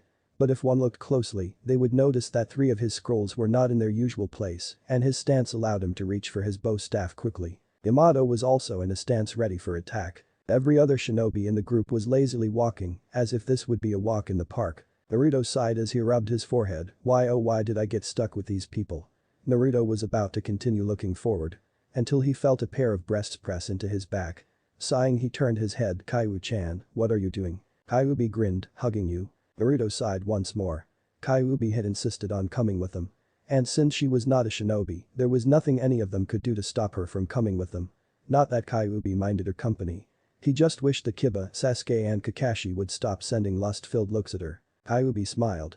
Then her ears twitched as she glanced at an incoming puddle. Naruto and Yamato also noticed the puddle but made no move to show what they saw. Everyone else did not even notice it and continued on with their business. They had not walked 10 feet past the puddle before there was a surge of chakra, a cloud of smoke, and 2 shinobi with breathers and kiri headbands leapt out to attack the group. Kakashi's eyes widened in shock while the rest of the genin were frozen in fear. The 2 shinobi twisted their arms which had massive gauntlets on them, connected by a chain, and wrapped it around Naruto and Kyuubi, slicing them to bits. Inari shouted, "Naruto Naichin." The 2 shinobi hissed, "2 down," and charged at Tsunami, Tazuna, and Inari. Inari growled and reached into his back pocket, pulling out the same kunai Naruto had given him years before and stood in front of Tsunami and Tazuna, holding the kunai out. The 2 shinobi swung the chain, intent on chopping the 3 of them to bits. Only for them to trip as a sudden pressure wrapped around their ankles and yanked them so they fell on their face. Everyone stared in shock as the 2 shinobi were suddenly dragged into the forest by an invisible force. Several moments of silence passed until there was a slight clicking sound as the trees rustled and a figure stepped out of the forest, causing all their eyes to widen. The 2 shinobi were tied up by a glowing rope-like extension and were held in the mouth of what appeared to be a massive spider. The spider itself looked to have been made out of wood and steel and had been recolored to resemble an actual spider. The spider was easily as tall as a human being and sported 8 legs, each one ending with a spiked leg with serrations, and it had a glowing abdomen filled with what appeared to be chakra.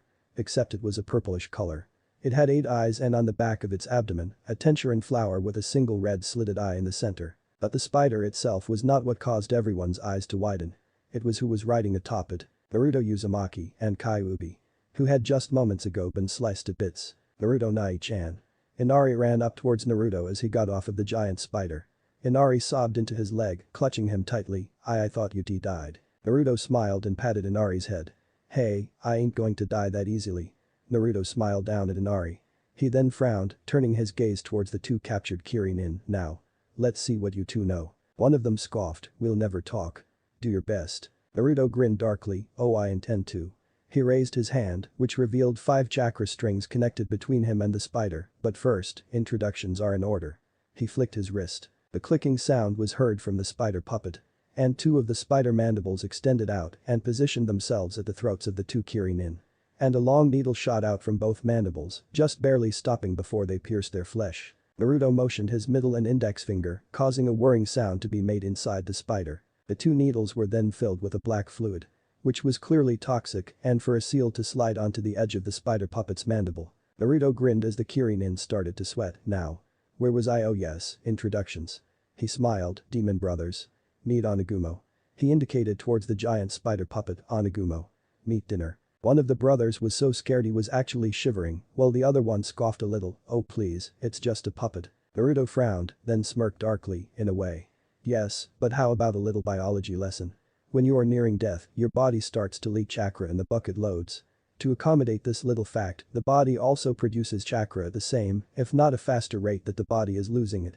He pointed towards the spider's glowing abdomen, you see all that chakra back there? The 2 brothers turned their heads and looked at the spider's glowing orb of an abdomen, which was obviously filled with chakra. Naruto grinned at their confused looks. Onagumo is a special puppet, the only one capable of creating its own chakra strings.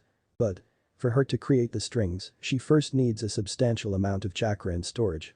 Now admittedly, I contribute some of my chakra to the storage, as does Kaiu-chan, but Onagumo's primary method of gaining chakra is through those 2 seals. He pointed to the seals on the mandibles, those are chakra absorption seals, which are connected to chakra conducting pipes that bring the absorbed chakra through a series of purifying seals to make the chakra usable by her and allow her to create chakra strings that she can use much like how spider can use silk. The 2 Kirin stared at him blankly, and you are telling us this why? Naruto shrugged, I thought I should let you both know how you are going to die. He moved his thumb. The mandible on the left side stabbed into one of the brother's neck and injected the poison. At first, the brother merely suffered a slight pinch of pain as the toxin dripped into his system. And then a pull on his chakra.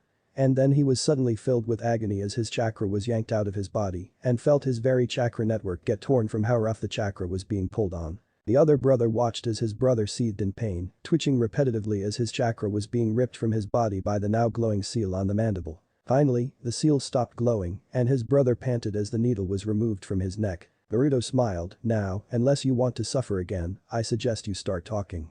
Now. The brother who had been put through the torment immediately cracked, I'll talk. We were hired to kill the bridge builder and his family by Gato of Gato Industries. Naruto's eyes widened in shock, not expecting that answer, and he turned his attention towards Tazuna, Tsunami, and Inari, who were nervously looking away. Sighing, he flicked his wrist, revealing two puppet scrolls. One had the image of a spider on it, while the other had the kanji for Fun. He flicked his wrist again, opening both scrolls. One of them was covered in a cloud of smoke. Once the smoke disappeared, it revealed what appeared to be a barrel, but was odd in its dimensions. It somewhat resembled a reverse Hercules with 6 limbs. It had 4 legs, each one only 90 degrees away from another limb, and it had 2 arms. It was covered in a vast menagerie of various seals. Naruto held out his other hand, allowing chakra strings to attach to the barrel-shaped puppet, causing it to split open on one side, and a rack filled with scrolls extended outward. The arms of the puppet grabbed 2 scrolls, each one with the kanji for human, and rolled them open, revealing an extremely complicated seal array. Anagumo threw the 2 kirin in, and they vanished into a cloud of smoke. Once the cloud dissipated, it revealed the scrolls, which now had a few new kanji on them, signifying that they were currently in use. Anagumo reached out with one of her arms and touched the scroll that had a spider on it, and it too vanished in a cloud of smoke. Naruto tucked it away in one of the 3 empty scroll spaces and then sealed Fun away before placing it in one of the other empty scroll spaces. Sighing, Naruto turned towards Tazuna, Tsunami, and Inari. What's going on in Nami no Kuni? And I mean what's really going on? Tazuna sighed. And looked up, we're sorry for deceiving you, but we had no other alternative. Our country has been overtaken by a man known as Gato. Of Gato Industries. On the surface, he sells goods via shipping industry, but beneath the surface, he is a cruel tyrant at the heart of a series of illegal trades. Drugs, human trafficking, weapons, the whole works. Tsunami continued. Our country is so poor that not even our daimyo has that much money anymore. We barely manage to scrounge enough money together from everyone in Nami no Kuni to afford a C-rank mission. Naruto frowned, why hasn't anyone tried to fight? Surely Kaiza could rally the villagers together to stop this man. All 3 of their heads fell. And Inari whimpered out, T2-san. A few tears flowed down his cheeks. Tazuna sighed, Gato knew that Kaiza would be able to rally the villagers together, so before he made it official that he had taken over. He. Tazuna could not hold in his tears and wiped his eyes. Tsunami choked out, they killed Kaiza-kun. In a public execution. Naruto's eyes widened as he processed this information. Kakashi spoke up, since you lied to us about the mission, we will not be completing it. Kakashi turned away and began to walk off, your plight is no longer our concern. I'm not leaving them, Kakashi. Everyone looked towards Naruto, who was standing straight up, glaring intensely at Kakashi. Kakashi narrowed his eyes. Are you disobeying a direct order from your Jonin-sensei Genin? Naruto crossed his arms, that sure as hell is what it looks like. And personally I don't give a shit. If you want to report me to Hokage-sama, then by all means do it. She is more likely to demote you to Genin for leaving me to complete a mission clearly above my station in rank than she is to punish me Haddock. He looked at his 3 old friends. I will not leave them to suffer and die while I can help them.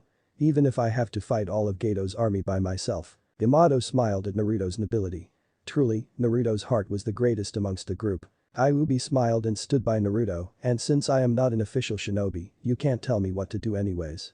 She stuck her tongue out and dragged her finger under her eyelid childishly, making raspberry noises. Kakashi was about to try scolding Naruto again. If the dobe is going, then I'm going. I will not be outdone by a clanless orphan. Everyone looked at Sasuke, who had been the one to speak up. Sakura grinned, yeah, Sasuke-kun could take on Gato's army without breaking a sweat. Cha. Hiba grinned, like I am going to lose to this bastard, I will win Hinata-chan's heart. Kakashi looked at them. And my eyes smiled.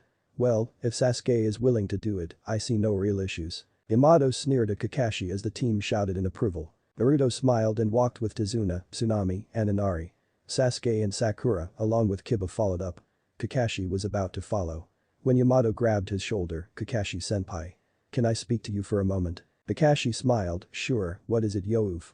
Kakashi doubled over as Yamato struck him full force in the stomach and was yanked up by his hair by a pissed-off Yamato. Yamato sneered, you disgust me. First you pick favorites with your squad, even though you had made damn well sure that Naruto was on your team, you are clearly doing everything you can to stunt his growth. I know it has nothing to do with Kyuubi, as you are smart enough to know that Naruto could never be overtaken by Kyuubi's influence. Now you are willing to send a family to their deaths and allowing a country to fall to ruin to a corporate madman, all because you won't get your pay, and you only agree to help them when Sasuke, a spoiled brat, wants to continue the mission. He shoved Kakashi to the ground, mark my words, Kakashi-senpai. Tsunade-sama will hear of this. He walked past Kakashi as he stumbled to get to his feet. Meanwhile, 3 individuals sat in a small room, all of whom were clearly dangerous. The first figure was a large man sitting on a couch, whose face was covered by some sort of cloth, and his slightly spiky hair fell over the rest of his face. He had 2 large sleeves on his arms and had a pair of combat-ready pants. At his side, a large blade, easily the man's size, laid against his seat. The second figure was smaller, about the height of an average teenager. The figure was wearing some sort of battle dress garments, and their hair was in a feminine bow. The last figure stood in the shadows and was rather tall. They had long hair that reached past their shoulders, and they wore what appeared to be a Jonin vest, and he wore some sort of fur-based cloak over his shoulders. The rest of his attire was average. At first glance, the man in the corner snorted, "It's been 3 hours. Your lackeys have failed you." The man sitting on the couch looked up and grabbed his blade, so it would seem. "I guess it's my turn then." He stood up and walked towards the door, followed closely by the figure wearing the battle dress. The man in the shadows spoke up, "Zabuza. Don't go and get yourself killed." Clearly sounding insincere about it. The man now known as Zabuza stopped and looked back, "So says the one whose entire squad was killed. Hunting for a kid." He walked out the door, closing it behind him. The man raised his head as the wind blew back the curtains, allowing the light to enter, revealing his features. The man's skin was pale as death and his eyes were golden and slitted like a snake. The man grinned darkly, "That may be. But I am the one who survived." The light shimmered over his forehead, revealing his slashed Konoha forehead protector. 3 hours later, Naruto and his team walked through a thick mist in Nami no Kuni, all the while watching out for any possible attacks. Naruto suddenly stopped and threw a kunai into the bushes. He walked over to the bush, revealing a snow-white rabbit. Kakashi's eyes smile, "Congratulations Naruto, you managed to save us from a little white rabbit." Naruto frowned at Kakashi. "Did you ever take biology lessons, Kakashi, or do they not teach you that in School of the Dumbuses?" He held up the rabbit, which was still quivering. "This rabbit is pure white, a winter coat, and it is the middle of the summer. Now think about this for a second. Why would a rabbit with a winter coat be here in the middle of the summer?" Kakashi stared at Naruto for a bit. Then his eyes widened in realization, "Substitution." Naruto nodded his head. Then his eyes widened, "Everyone down." He grabbed Tsunami, Tazuna and Inari and brought them down as a gigantic sword flew over their heads and sliced into a tree. Naruto quickly got up and readied himself into a battle stance and looked around. Well. Looks like we got ourselves a fighter." Naruto turned in the direction of the voice to see a man standing on the hilt of the gigantic sword, "But how about we do this the easy way? Just hand over the bridge builder and his family and nobody gets hurt." Naruto flicked his wrist, another scroll flying out of it. "This one having a shield-wielding suit of armor on it, you are going to take them over my cold dead body. Zabuza Mamachi." Zabuza sighed, "You know my name, yet you are still willing to fight." Naruto smirked, "If I can fight kiss him and go to a standstill. I'm pretty sure I can handle the weakest of the 7 swordsmen." He unrolled the scroll and was covered in a cloud of smoke. Zabuza frowned and waited to see what Naruto would pull, watching as the smoke disappeared. Once the smoke vanished, it revealed an interesting sight. A large puppet, at least 10 feet tall, with Naruto sitting where the chest would be, his arms inside the puppet's arms and his legs inside the puppet's legs. A single wooden armor piece fell over the chest area, which had a single crimson glass orb on it. The arms each sported 3-fingered hands, including the thumb, and both legs were sporting 2 large toes on them. One of the arms reached out, and a large pole made completely out of wood shot out of the ground into its hands. The puppet, with the dexterity of a regular human, spun the pole and stood in a battle stance. Zabuza grinned, "Ah. It's been a while since I fought a puppet user. This ought to be fun."